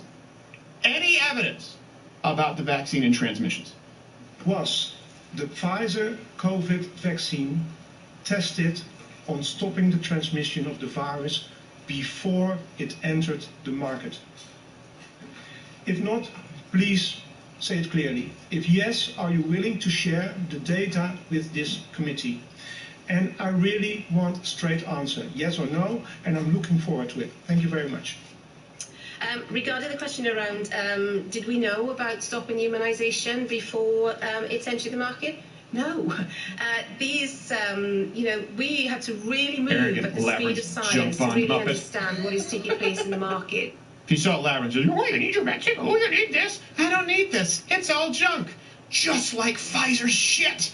Now, they wanted to keep you out of restaurants in New York. They wanted to keep you from traveling in countries around the world with a vaccine passport. They wanted to make sure that you couldn't go to your job. 14-day quarantines. Exactly. If you didn't have the vaccine, they made you the enemy. Yeah. It's a pandemic of the unvaccinated. Yes, and we'll get into it, but this is just claim in the truth. Or if they're going to go after Alex Jones to the tune of $1 billion, okay, hey, are we going to look back in time, because Pfizer's had to pay out many, many billions of dollars in damages? We're going to look back and say, oh man, maybe you should have done some more testing. Can I say that on YouTube? And by the way, this brings us to our other points. It's not just Alex Jones, it's you. We have the vaccine issue, and I can't even, by the way, cite if there happen to be any complications for anyone. I cannot even mention theirs. I cannot even mention the study with hundreds of thousands of people. We're not allowed to talk about that on YouTube. Why? Because the government has a meeting with people at YouTube, Meta, and Twitter and says you're not allowed to discuss this. It's misinformation, which brings us to PayPal. They just released a new policy last week saying that they would fine users $2,500 for expressing misinformation. Then they said it was an error. Now, keep in mind, this wasn't, we'll just remove you. Right. We'll take your money. Out of the bank account that's linked to us already. Exactly. Not to us. I've long since been removed from PayPal. You know, them. They only apologized for the error after the stock cratered, saying, PayPal is not fining people for misinformation, and this language was never intended to be inserted into our policy. We're sorry for the confusion this has caused. Yeah, this wasn't a rumor on Twitter. This wasn't just something that was being posted on Facebook memes, and that happens both on the left and the right where it's wrong. This was in their policy. So they're saying there was an error in that it was inserted into the policy. Are they held liable for that? Also, PayPal wants to dictate what you can and cannot say, what you can and cannot do. Because not only did they begin banning the purchasing of firearms in 2020, but also ammo. Hey, here's another thing. It's perfectly legal to do, and when the left says we support responsible gun ownership, wouldn't PayPal want to take part in that and ensure that people are legally purchasing firearm accessories and ammunition as opposed to cash-only purchases? They always said we want to support law-abiding gun owners. No. These entities, they're not trying to dictate what you say. Well, they won't let me purchase ammo. And by the way, they've shut out a lot of competitors. They want to be the only online form of currency, right, in the future. And of course, they have the backing of the government in many ways. If you look at the subsidies that they've had and the tax breaks. No. You can't purchase ammo. I'm a competitive shooter. Doesn't matter. PayPal says no. Let's go to California, the state. Doctors can now be disciplined as well for spreading misinformation. I'm sure like PayPal was just inserted into their law as an accident. Oops. Here's from the Wall Street Journal. California Democrats last month enacted legislation that empowers the state medical board to discipline doctors licensed in the state who, quote, disseminate misinformation or disinformation that contradicts the, quote, contemporary scientific consensus. What? Yes, the contemporary scientific consensus that says the vaccine stops transmission, despite the fact that the Pfizer CEO just said no, and the contemporary scientific consensus that says that penis hanging between your legs is a figment of your imagination. I didn't think science was up for a vote. I didn't think we had to come to a consensus. Science isn't determined by consensus. Science is determined by what is true. It's science. Peter Well, it McCullough. could eventually be true based on testing. Exactly. But you can't overly weigh consensus in science. No. These guys, they say that the sun is actually orbiting around the Earth. We'll get into that, by the way. Because We'll we get kept into hearing it's practicing medicine. Remember, that was the reason why it was like, oh, that guy died. Yeah. Well, my doctor didn't even. He was like scrimmaging. Yes. He was skipping practicing medicine. Exactly. He's like, I'm a game day player. Don't worry about this. It's fine. I'm a clutch doctor. Okay. Here's another example. Dr. Peter McCullough. He was permanently banned from Twitter. He was on our show a long time ago. Maybe we should have him back. And he's a renowned cardiologist. He's been cited for many, many years for, quote, by the way, violating community rules on Twitter. How many doctors were removed for saying, hey, the vaccine, we don't have evidence that the vaccine maybe stops transmission effectively? Not saying it doesn't, for people who said we don't have evidence that it does. That is a statement that is irrefutable. We absolutely do not have evidence that it does, and I know that McCullough has tweeted about that ad nauseum, has talked about it ad nauseum, and by the way, has something to lose. Has something to lose doing that. When you're always supporting the big guys, this is the big myth, too, that the left says, oh, Republicans, the corporate overlords. You guys are supporting Pfizer versus a family practitioner. You guys are supporting the White House versus a guy with a radio show. You guys are supporting J.P. Morgan Chase, Bank of America, versus Kanye West and people who are running for local districts. All the big companies in the world, at a certain point, you just go, wait a second, all the worst people on earth, the Bezoses, the Mark Zuckerbergs, the Wojcicki's, they always want us to vote for the left. Shouldn't that raise some flags? While we're talking about this, J.P. Morgan Bank, Wednesday, Chase, for those of you who don't know, they sent Kanye West letter of cease and desist, a letter of cease and desist. I love how they wrote, Dear Ye. I know, I was like, oh, good, refer to him then. Dear Ye. Yeah, that seemed like it would hold up in court. Dear Ye, dear Ye. What if they said, like, Dear Mr. West, and you sent it back? He's like, use my name. Ha, ha. Yeah. My name is not Ye anymore. Yeah. You can't keep me out. Dear Jesus. How do you know you were banned? How do you know you were banned from Chase Bank? Yeezy taught me.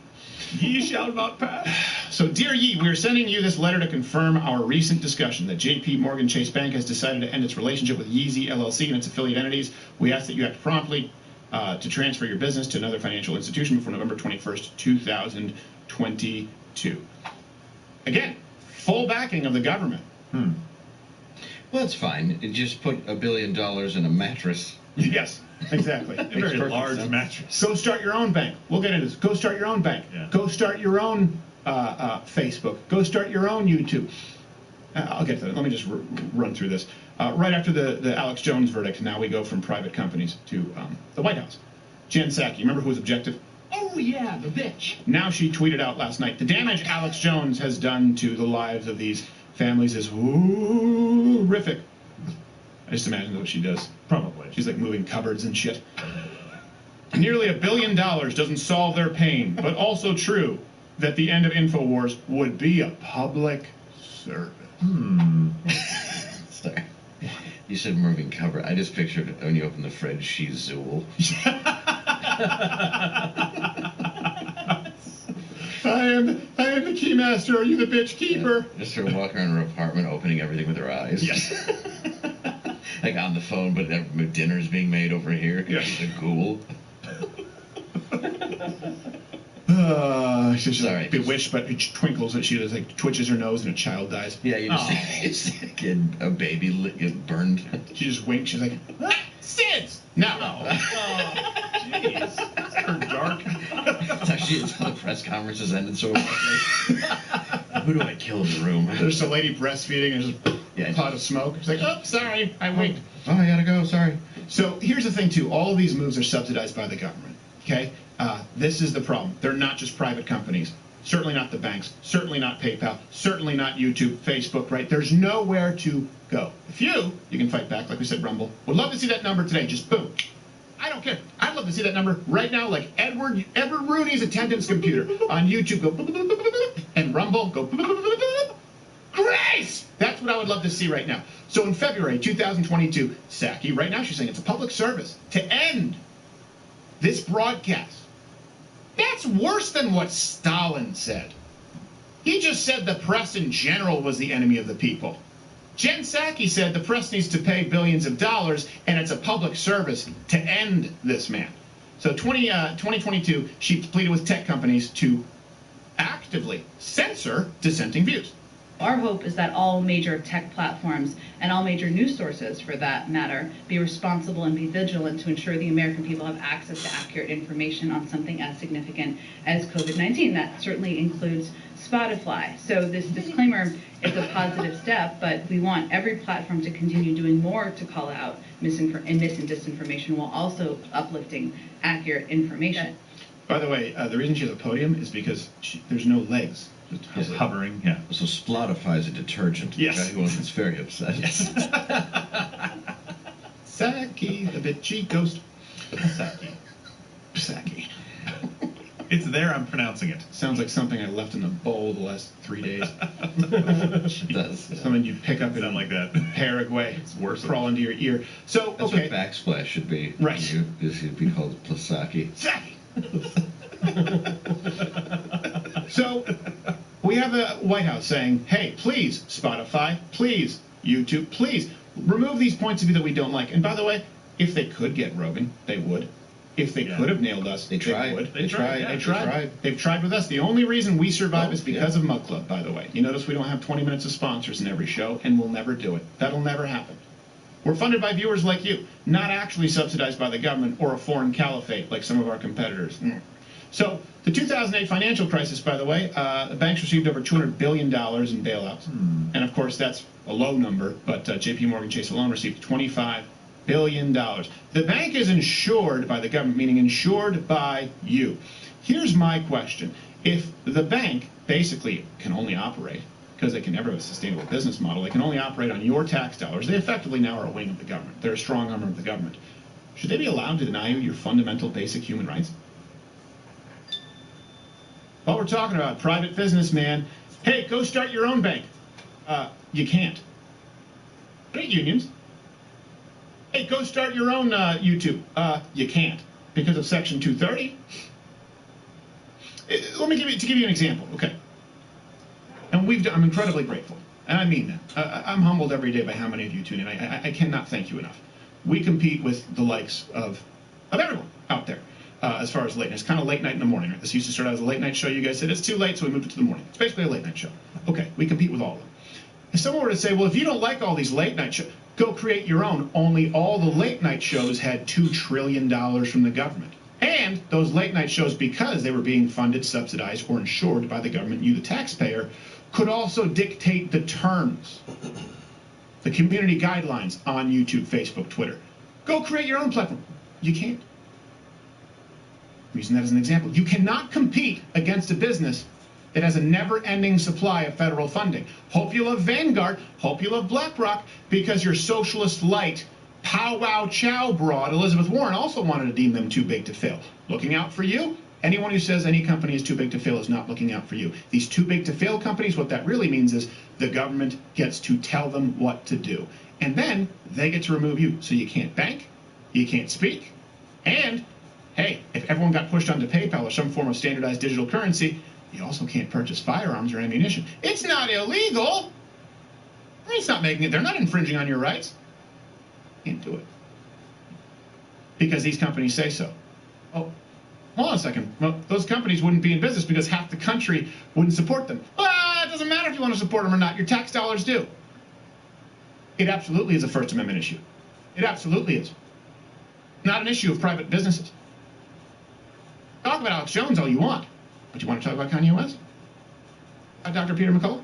Do you want to talk about all of the shows that have been removed here online because of a few key companies who, by the way, receive favorable treatment from the government? Let's try and take the blinders off and not just see this through the lens of I disagree with what so-and-so or whomever said. Because the left is very good at creating a mob. From Fresno? Yeah, I don't know who Right? this guy They is. all fall under one umbrella, and they'll make sure that they target you. And because you're free thinkers on the right, it's hard. The term has been used as like herding cats. You guys have any opinions about this Alex Jones verdict? And forced to pay like $960-something million, close to $1 billion for some shit that he apologized for over and over and over already.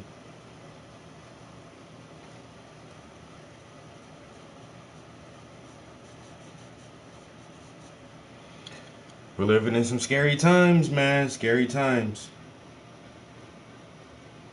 You know? Look what they did to Andrew Tate.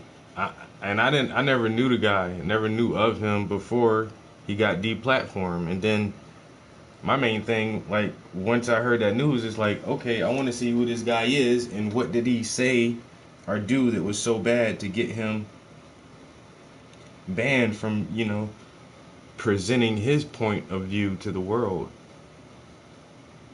And I still can't really find the exact thing that got him taken down other than a lot of wimpy ass motherfuckers complaining about him being misogynistic or some shit. And I've been an Alex Jones fan for years. I pulled away from him when he started endorsing Trump. During Trump's campaign, I really didn't like the dude at all. And I thought, you know, he was like just some fraud, just trying to get his name in the history books. Which to a certain extent, like, I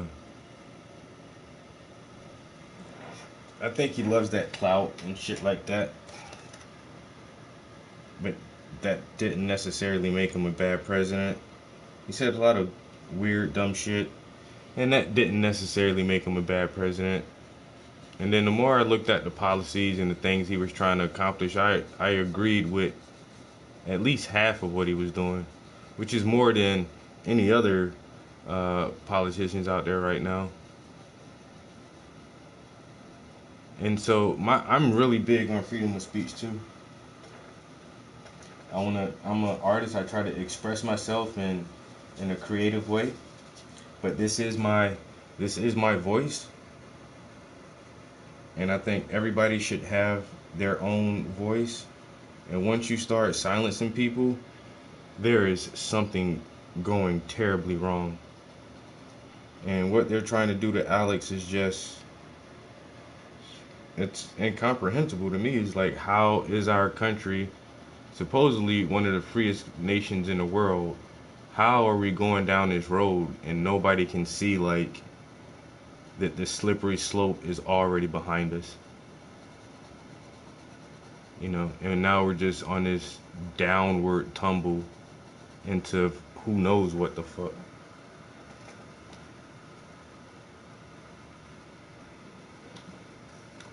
Right.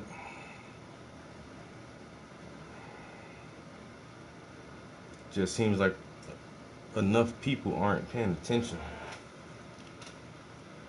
to how they're slowly whittling away our freedoms. Gonna end up like fucking China or some shit. But nobody won't complain until it's well past the tipping point and there's no turning back without like some real legit revolution. So do you want to take it to the point where we have to revolt to get our freedoms back? Or do we want to try to nip this shit in the bud now?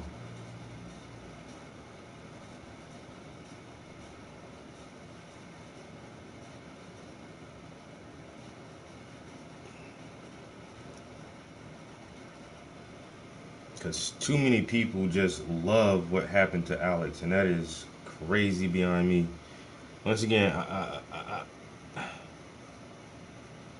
man, look, there's certain things I don't agree with, but I can't stop a motherfucker from expressing their opinion or how they feel. That's how you feel. And if I don't like how you feel about a certain thing, or if I don't want to hear you talk about a certain thing, then I just don't have to listen to you. I don't have to associate myself with you. And I can just go and listen to whatever the fuck I want to that makes me feel nice.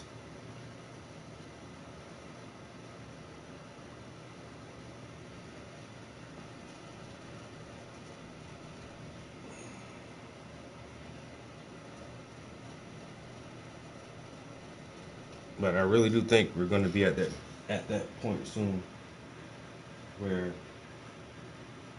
it's literally too fucking late to do anything. It's going to be too late to do anything, you know?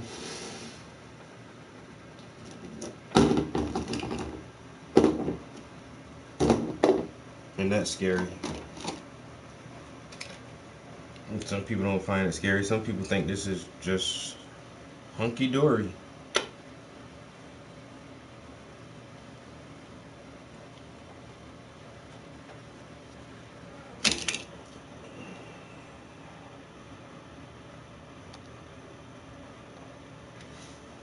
I heard cats with this one. Whether you're a libertarian and all you care about is Bitcoin and weed, by God, Mitch McConnell's fan. Anyone out there? Let's make sure that we are unified in this.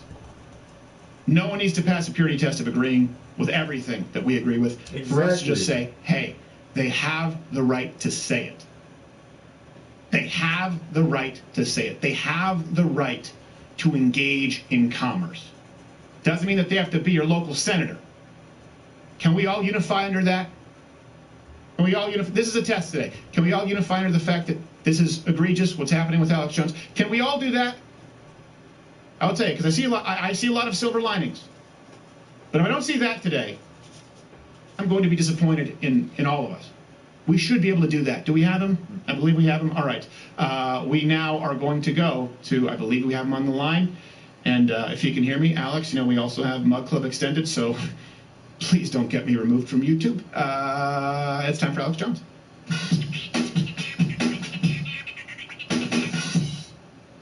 Mr. Jones. Oh, okay, I see that smirk. What were you saying? Was that a dirty joke? No, I said I'm really jealous of that shirt. I'm going to rip it off and make my own copy. Well, come on now. Well, then I want you to pay me. That is the coolest shirt. That is the coolest shirt I've seen yet. Absolutely. But what you're talking about is absolutely true, and I'd love to give everybody the inside baseball, what really happened with the case, how it's a precedent setter, and where it's going. Because Alex, hold on just 1 second, Alex, because I want to give you the floor, okay? And what's the best place? Because I know you have several sites. Is it Infowars.com still the best place for people to go? Yeah, so they want to actually hear what we're saying and not edited clips or twisted derivatives, and they want to hear what the establishment is so scared of. Infowars.com, okay. Infowars.com/show, and band.video, and they see us like a Roman standard. Right. They want to capture and pull down and get control of. I am the Democrat deep state new Alex, shoe toy. I want to give you the toy. I know I want to give you the floor, but I think it's really important to set this up. And believe me, I'm going to let you run. You know me well enough. I'm going to let you run with this. But I want to set up something. For example, when I had Brian Callen on the show one time, and he was falsely accused of sexual assault, I spoke with Brian and I said, look, I'm going to lead this interview with, did you do it? And he said, no, off air. I said, Brian, you're going to say that on air, and I don't care what your lawyers tell you. If you didn't do it, say it.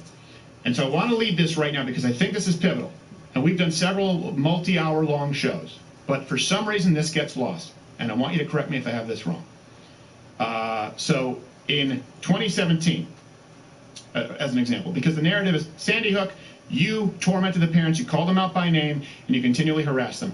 From what I understand, and I have some quotes here in front of me, and I want you to tell me if I'm misquoting you, you admitted you were wrong, and you apologized, and I think that's key, because they still wanted to go after you anyway. So 2017, you talked about an epiphany you had on Father's Day. You said, forgive me, on Father's Day, I want to reach out to the parents of the slain children at the horrible tragedy in Newtown, Connecticut, and give you my sincere condolences.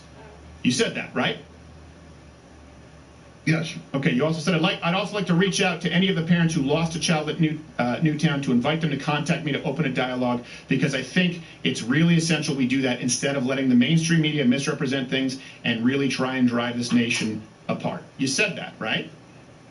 Before they sued me. Yes, before they sued you. And then in 2019 in a deposition you said, and I myself have almost like a form of psychosis in the past where I basically thought everything was staged, even though I've now learned a lot of times things aren't staged. And I'm not saying this to embarrass you, Alex. I'm saying it because you were clear in that you had a change of heart, or you believed that you were wrong, or you believed you made a mistake, which I think is admirable. And I think the fact that they want to browbeat you after that is what is so scary. And I think that people out here would do well, if you're watching, to understand that apologies do nothing with these monsters. You also said, so I think as a pundit, someone giving an opinion, that, you know, my opinions have been wrong, but they were never wrong consciously to hurt people. So do I have this right in saying multiple times you said you were wrong and you apologized in one fashion or another, and by the way, both before and after being sued? Would that be a correct statement for me to make, Alex?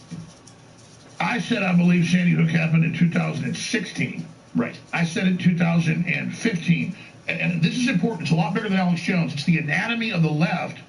It's like with George Floyd or something, taking something and then blowing it up to be the biggest thing on earth. It's like you can take a microscope and zoom in on a grain of sand, and it looks like the Himalayan mountains, but it's not really. So, right.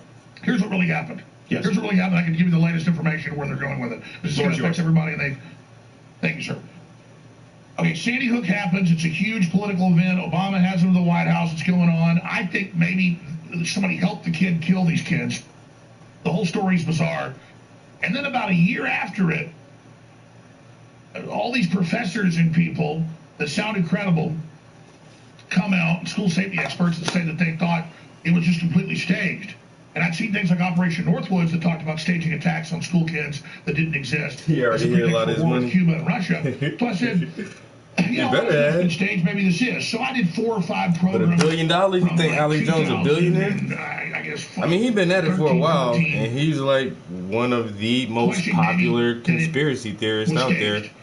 Barely a Are conspiracy exposures, I would hundreds of say. millions of views on YouTube, other people's videos. My listeners wanted to know. My crew wanted to cover it. They wanted to talk about it.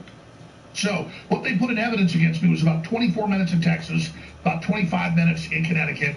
In 10 years, this is the big evil stuff. The guy that got rich off Sandy Hook, the guy that wears Sandy Hook underwear, the guy that prays 5 times a day to New Haven, Connecticut. I mean, my mother didn't give birth to me. Sandy Hook did. I mean, my whole life is this, okay? Right. But it's not. So Hillary and the Democrats start running this false news campaign during 2016 campaign that I'm Trump's brain. They look at this flamboyant, wild guy. He's a populist. He's got a lot of people supporting Trump. Let's make him a liability. Let's take the worst stuff he said out of context and run tens of millions of TV ads against Trump using Alex Jones saying he's Trump's brain. And one thing just to make really clear is, just again for the YouTube gods, you understand how this is, Alex. You were I'll go on and say I'm saying it didn't happen again. No, but they'll say that what you were saying because you saw this, and there were other people, there were other professors, there were other conspiracy theorists, some of whom turned out to not be credible, and then you didn't have them on your show anymore.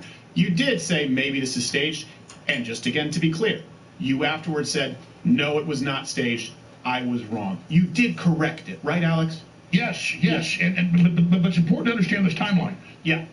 So for over a year and a half, from 2015 into 2016, we've checked the record. I never talked about it one time.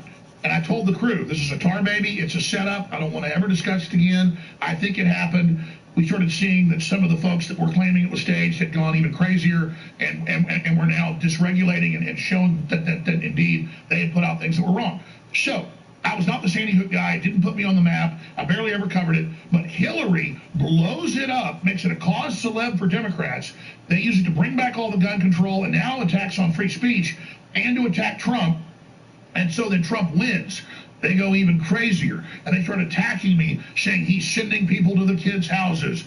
He's sending people to the parents' houses. He won't stop saying it didn't happen. And I'm like, I said years ago it happened. Stop it. This is a media event. They're building up, obviously, to come after the First Amendment. So I issued dozens of corrections, dozens of apologies. You just mentioned one of them there.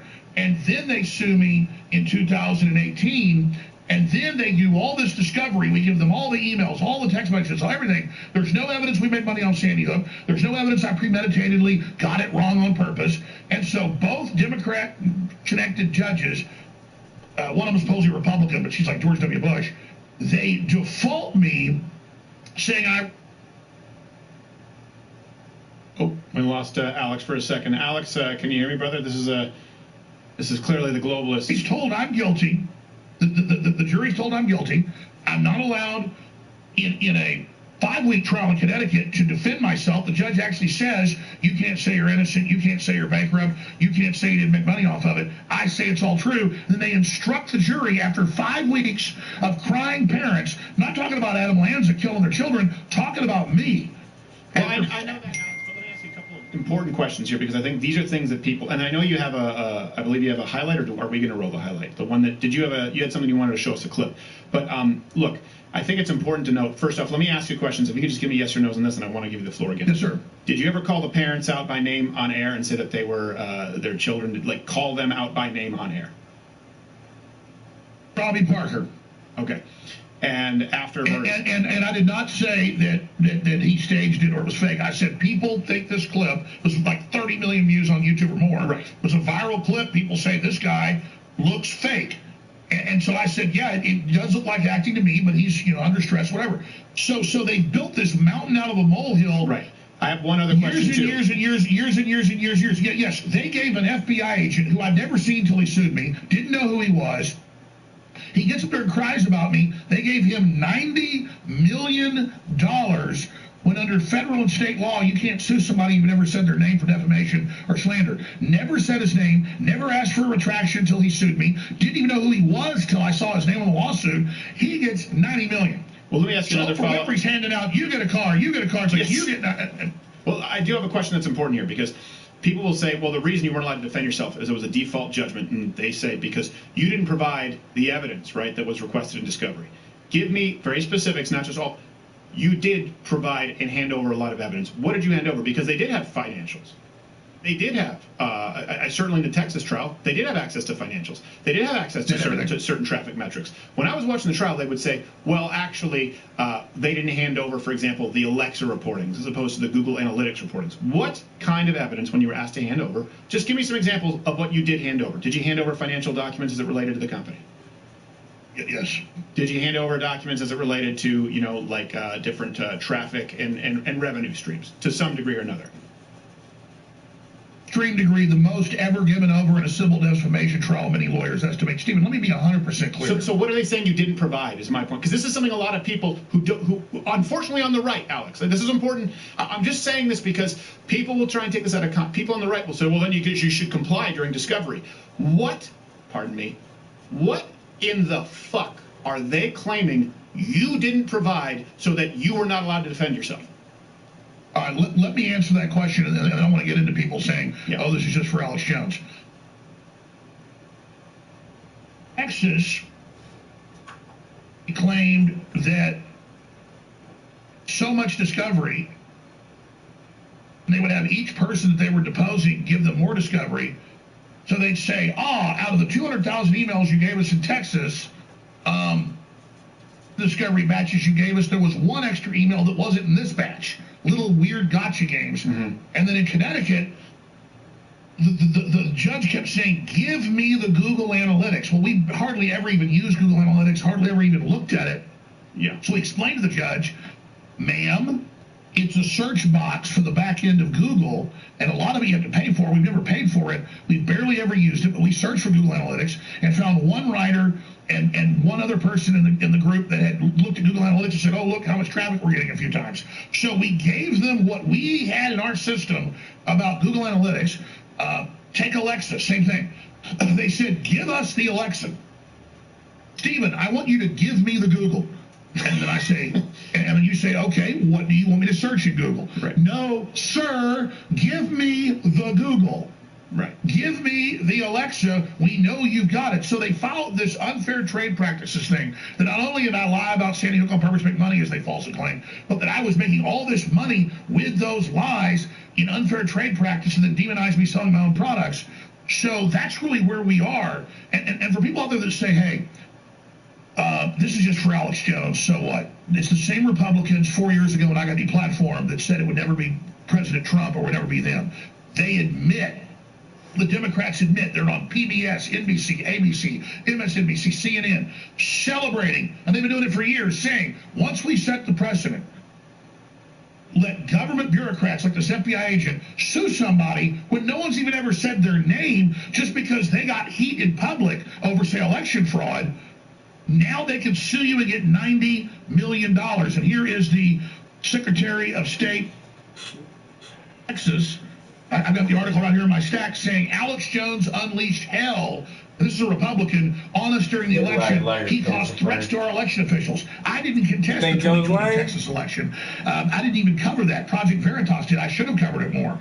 The point is that I'm now the whipping boy, or the reason America doesn't trust the government, or the reason the American people don't trust the media. And now the Secretary of State of Texas is talking about we may have to go after Alex Jones because he caused threats on election officials. They have no statements. They don't have me saying be violent. I didn't even probably ever even talk about the Texas election other than saying I don't think Beto, was as close as he said he was to Ted Cruz. So this is the absolute next level garbage and propaganda. In fact, overhead shot, I want to show people this. Texas Secretary of State, Alex Jones unleashed hell on our election people. The Hill. Here's another one. Republican Texas election chief blasts nuts, peddling 2020 conspiracy theories, zooms in on Alex Jones. So just like they're suing everybody that questions election fraud or mail-in ballots, they never even sued me because I wasn't one of the main proponents of questioning the election like some of the more prominent people were who really got out there. I did have questions. It's my right to do it. But they're now just circling back going, okay, we just got this verdict.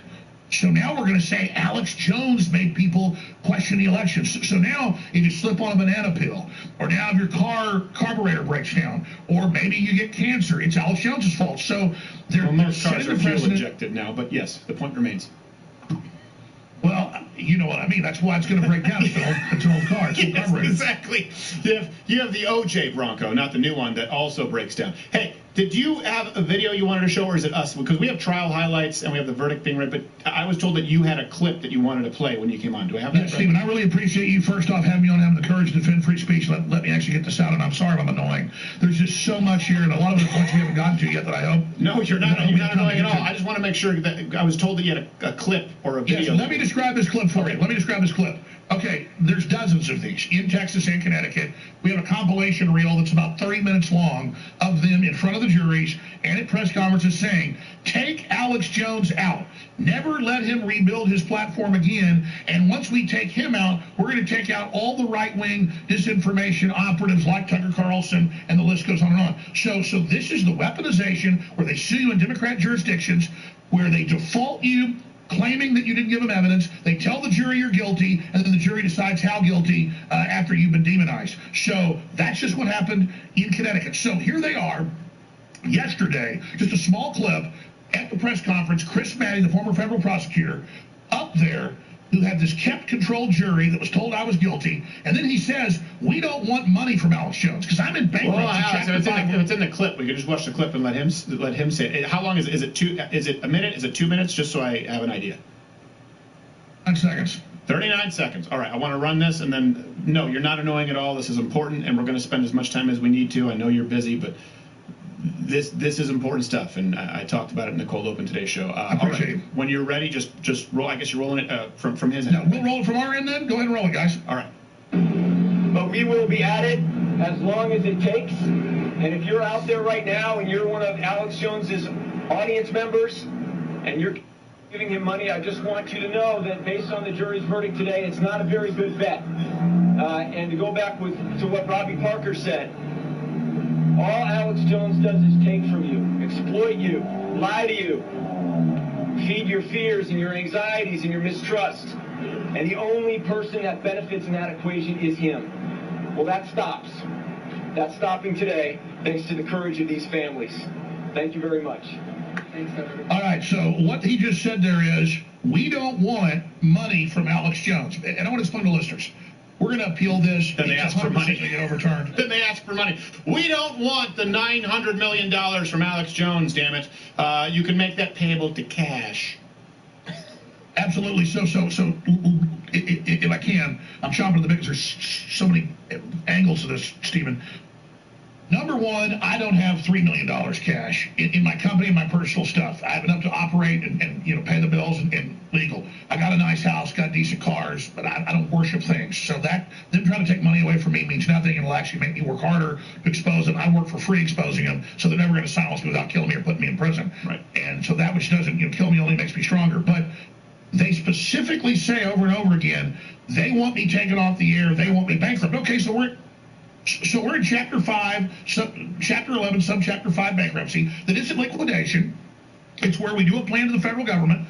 We say, okay, you can have the future profits towards all these lawsuits in the future in a 5-year plan. And there's not much profit around here, so my crew stays hired, we stay on air, it becomes a zombie organization is what they call it, because now any profit, but they're not allowed to fire people or do all that stuff, the operation continues on, the listeners supported, and then whatever extras there, they get paid. That's in 2 years at least, even if this isn't overturned on appeal. So they announce it's the end of Alex Jones, it's all over.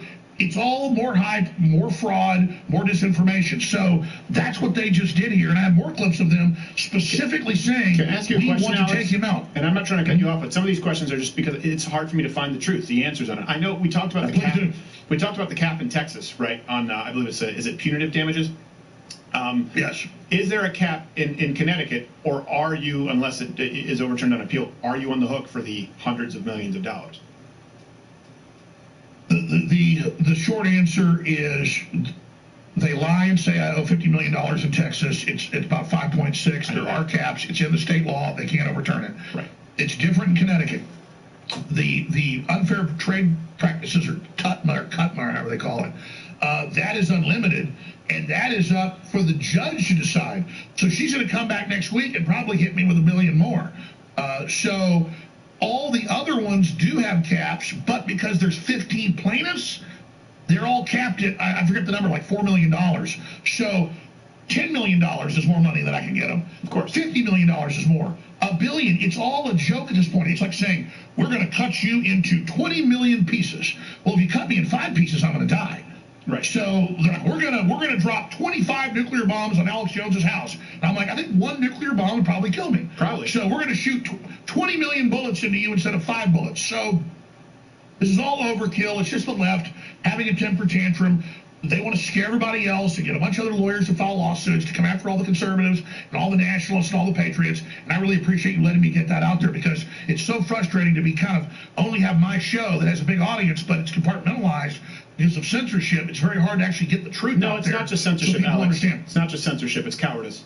You and I have had conversations, obviously off air, where I wouldn't say called you to that, but I've said I don't agree with this. I don't like that. Remember, I told you. I remember early on the show saying I don't like that you sometimes stir up infighting with conservatives. I remember you saying, you know what, I used to do that more, and I've decided the left is a more important enemy. We've had very strong disagreements.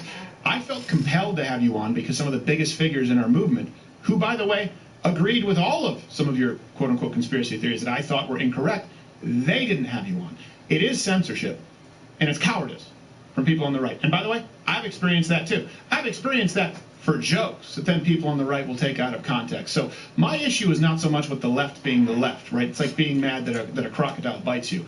I'm mad with people on the right who aren't doing it. Let me ask you, Alex, really, point blank. I know you talk about appeals. How scared are you right now?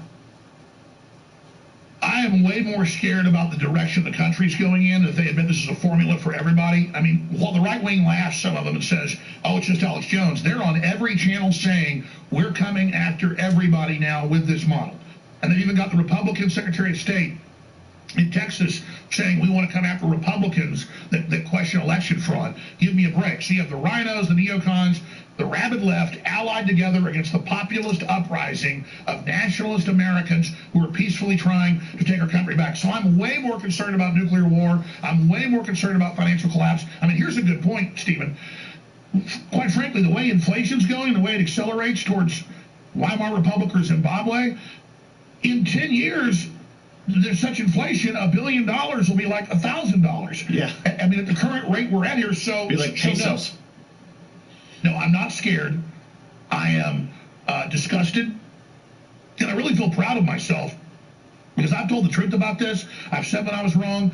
They have created this whole synthetic identity for me, this straw man, and then they sat there and had to lie to a jury and suppress the truth and tell them I was guilty and rig this kangaroo court so I myself can hold my head tall. But I am in general very concerned for my children, for the country in the future because of the rapid acceleration into total and complete corruption. I know you have some other things you want to hit. I don't even know if we can probably show the clips on YouTube. But Gerald here, I know has a question for you. You can't see him, but he's champing at the bit. Gerald, yeah, please. Yeah. So you said earlier that this is going to be overturned. Why do you think that it will be overturned? Not that you just have kind of this faith in that that's going to happen, but what are you guys arguing? If you can reveal that to us on how it's going to be overturned.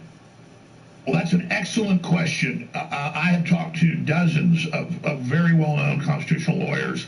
I can tell you Norm Pattis is a very well-known, successful lawyer around the country. He's talked to current and former judges in Connecticut and in New York, federal and state, that say this is the most insane craziness they've ever seen. The judge said in open court, I said this months ago because she'd done rules in limine and told us what I couldn't say. She said in court, can't say you're innocent. Can't say you barely ever talked about these people. Can't say you didn't make money off of it.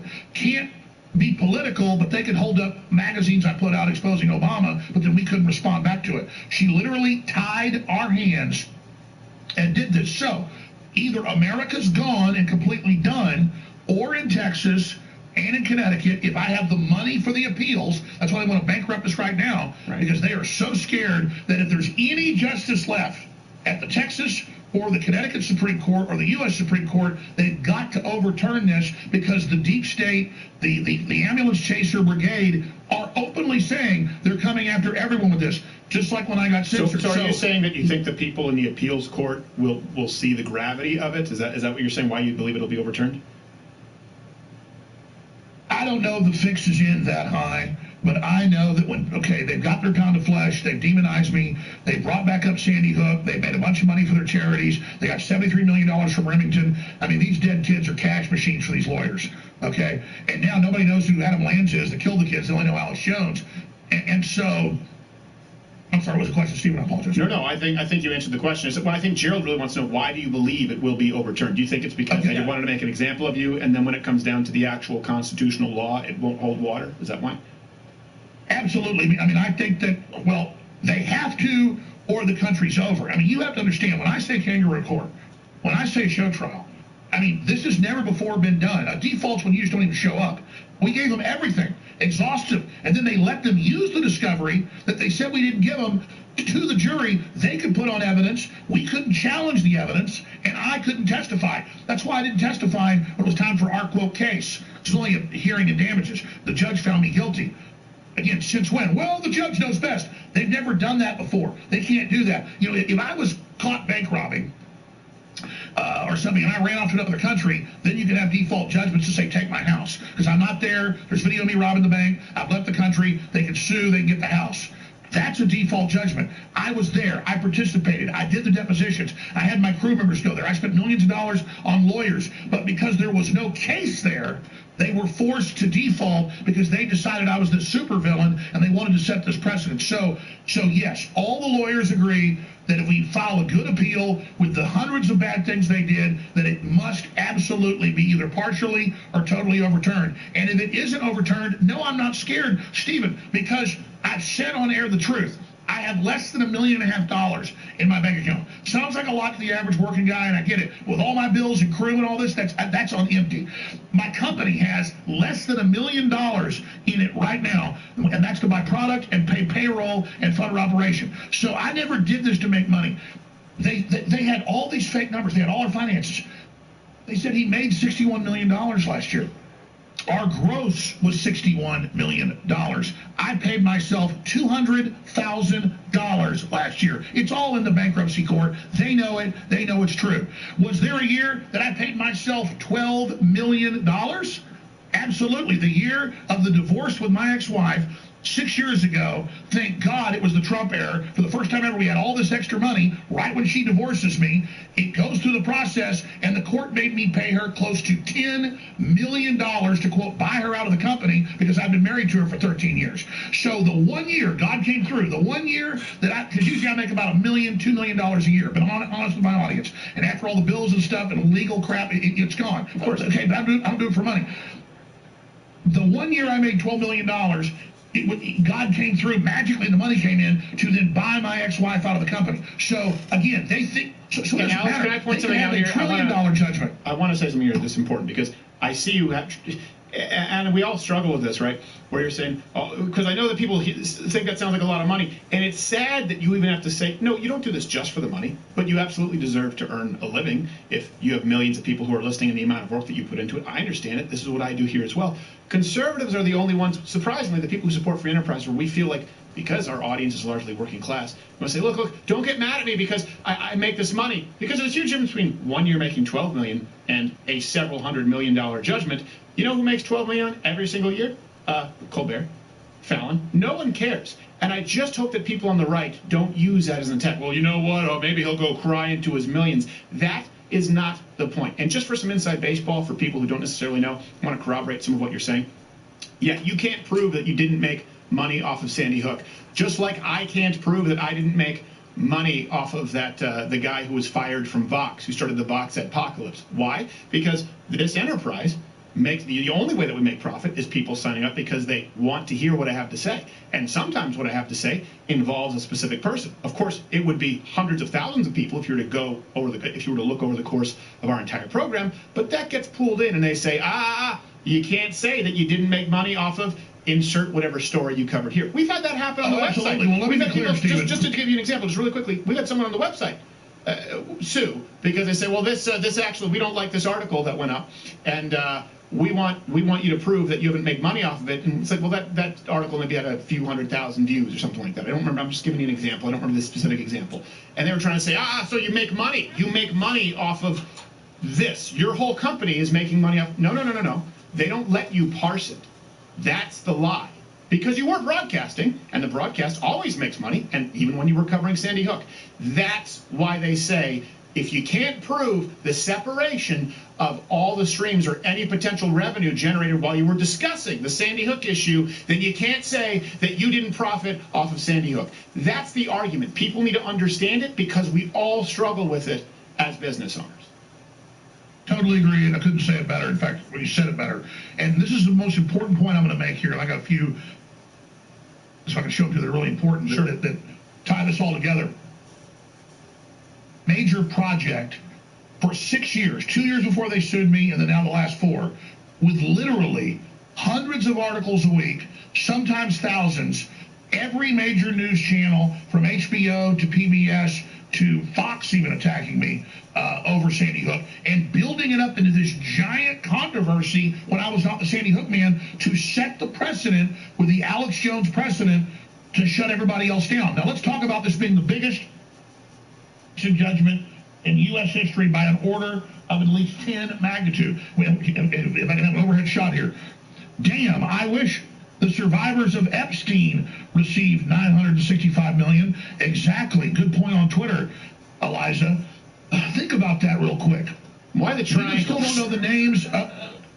Exactly. We still don't know. We still don't know the names of the Johns. Here's another good point.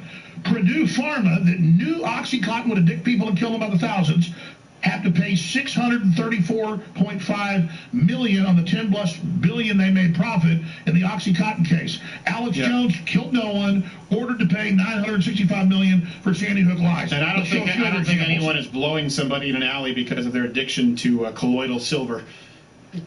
Absolutely, they're not.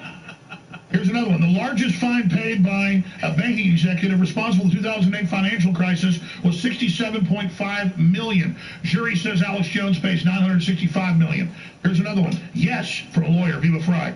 Yes, except for O.J. was found guilty of the actual deaths of 2 victims after a trial, no, it's a civil trial, whereas Alex Jones was found guilty of making false statements about people who were murdered by someone else without a trial. So O.J. pays $33.5 million. I pay $900+ million, and it goes on and on. So what's going to happen? Absolutely, he was found innocent by the criminal, but guilty by the civil. So when are they going to sue MSNBC for some of the lies that were done? I want $1 million.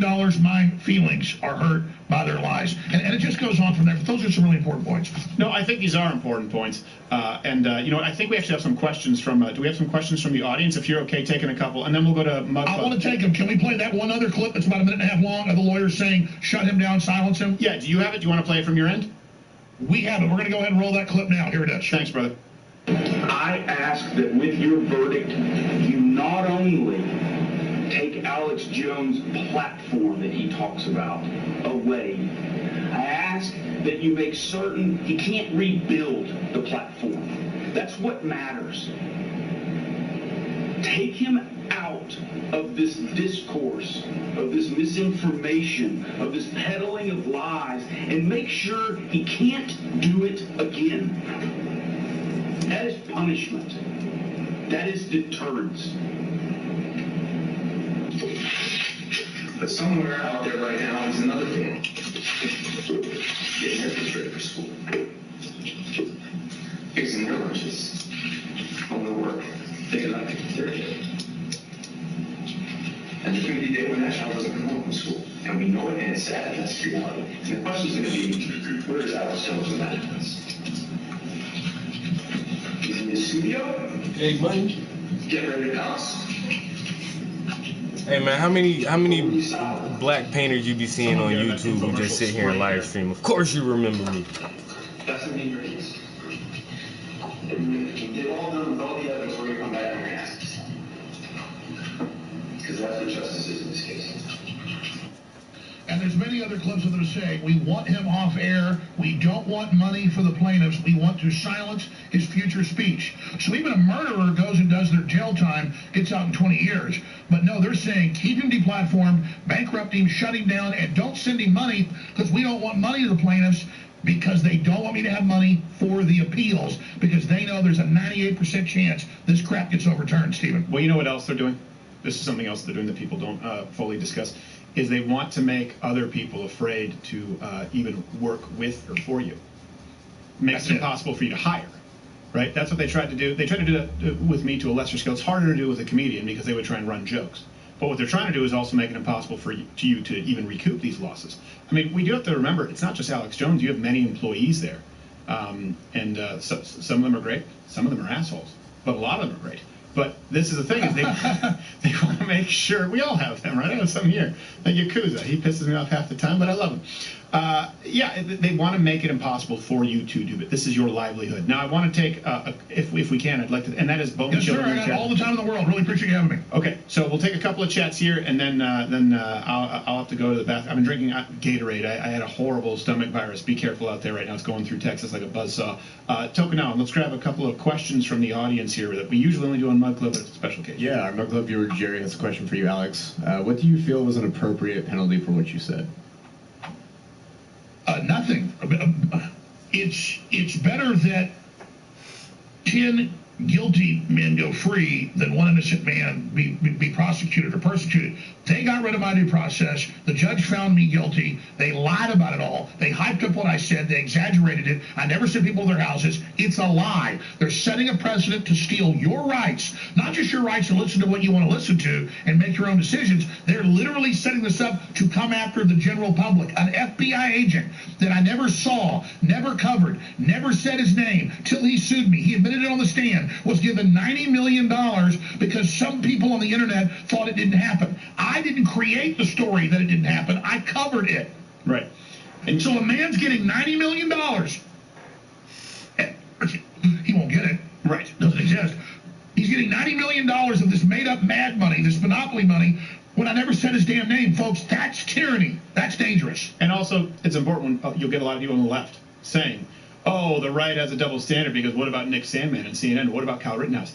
They said his name. The President of the United States had an advertisement, had an ad that went out that associated Kyle Rittenhouse specifically with white supremacy. They said Nick Sandmann was mocking somebody, this poor Native American, Nathan Phillips, as I prefer my Native Americans to be called. Nathan Phillips. They said, yeah, he was mocking Nathan Phillips and he was stirring up the crowd. They did call out these people by name, and these people had to hire security, and these people had to go into hiding. There is a difference. You did not do that, and they did it repeatedly. They did it all day and all night, not to mention what preceded Kyle Rittenhouse was the media drumming up actual hatred and that's right. And they never showed any evidence I sent people to harass people or anything. Of course, it was always what somebody else did. Whereas what happened is Kamala Harris said they're not going to stop, and they should not stop when answering riots. She said they should not stop the riots. The mayor of Seattle said, no, this is the summer of love. We support what they're doing. And then the media said Kyle Rittenhouse is a white supremacist who killed innocent protesters. They didn't mention the fact that it was a pedophile with a raging erection in a hospital bag.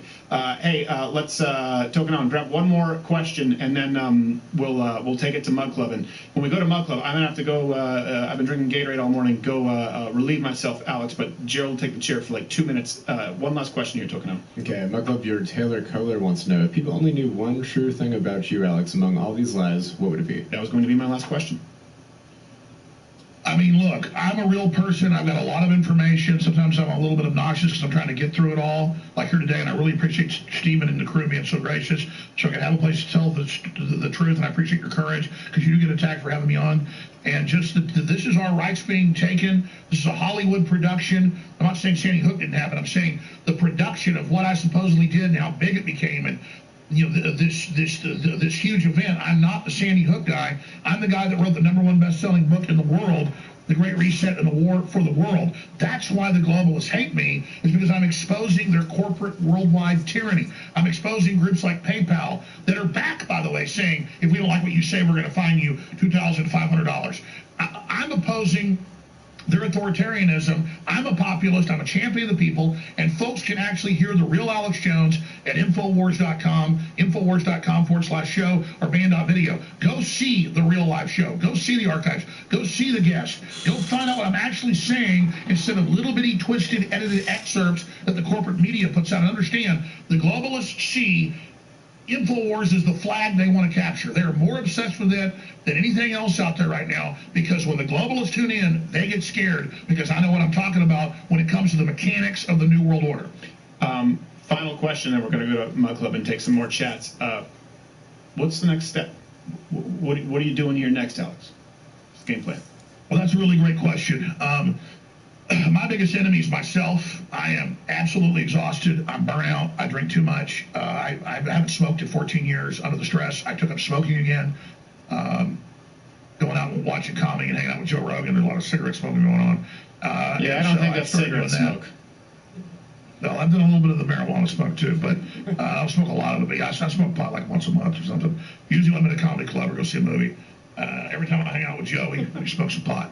But so sometimes I guess twice a week, but I haven't hung out with Joe that much lately. I've been too busy. But there's some days we've gone out like twice a week, just get stoned, but a little bit of fun stuff there. But long story short, That's your game plan, Alex.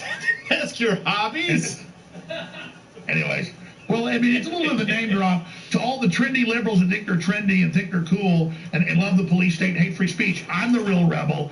InfoWars is the vanguard. So is Steven Crowder. We are the rebels. We are the outlaws. We are 1776. We are the counterculture, not them, and they can't stand that. And so that's what I want people to know. We are the counterculture. Steven Crowder is the counterculture. The listeners and viewers of these shows that support independent media are the future of not just America, but the world, and people can find out what all the stink's about at Infowars.com. So it sounds to me like what you're saying, your next step is, and Alex, you know I have a lot of love for you, but sometimes it is tough to get you to answer a question.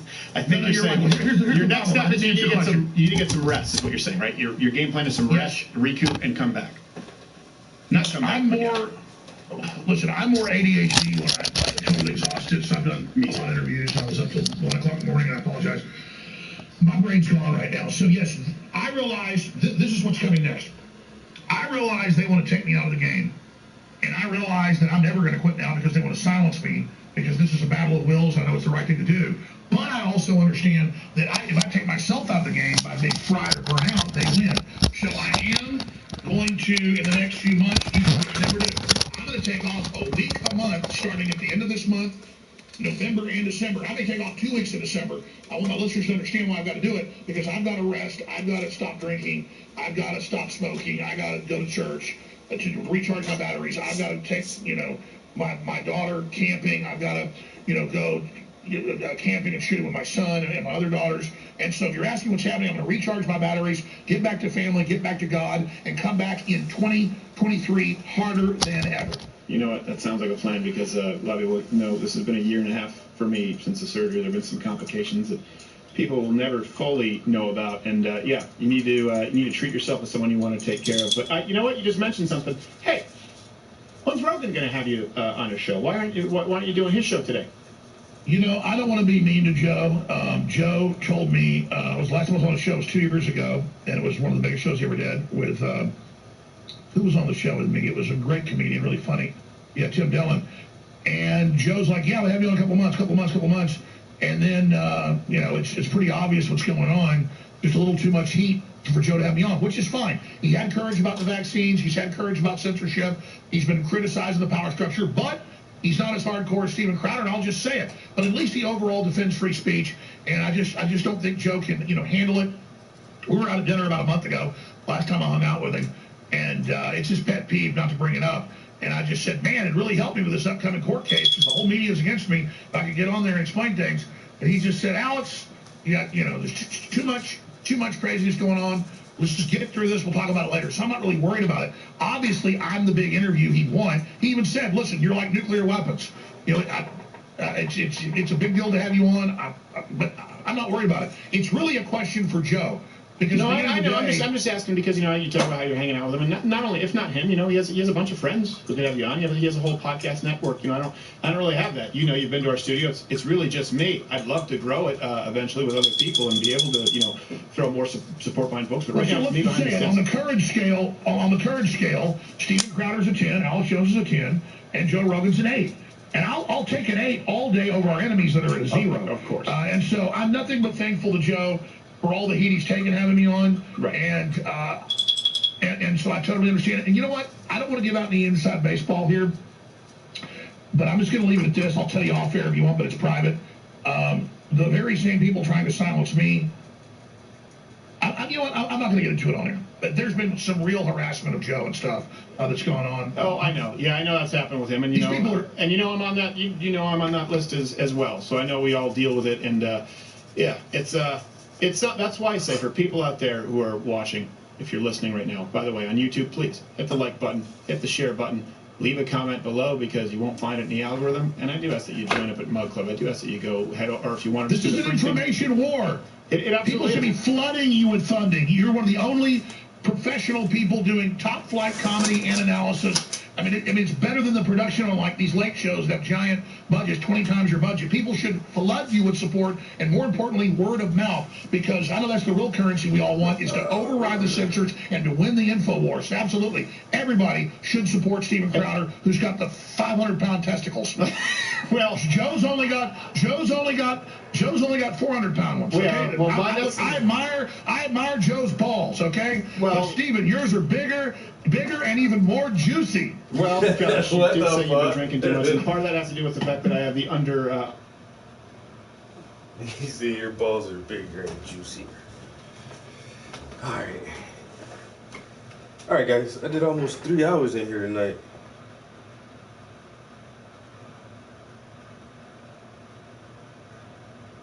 A new gadget. What you got, man?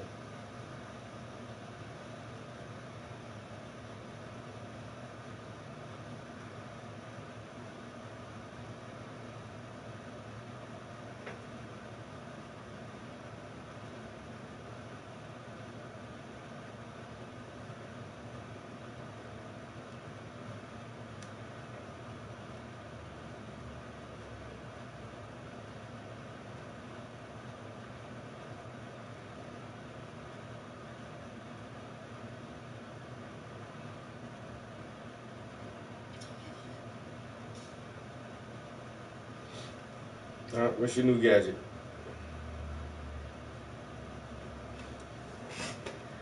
How about they get up out of here? Did almost 3 hours this evening.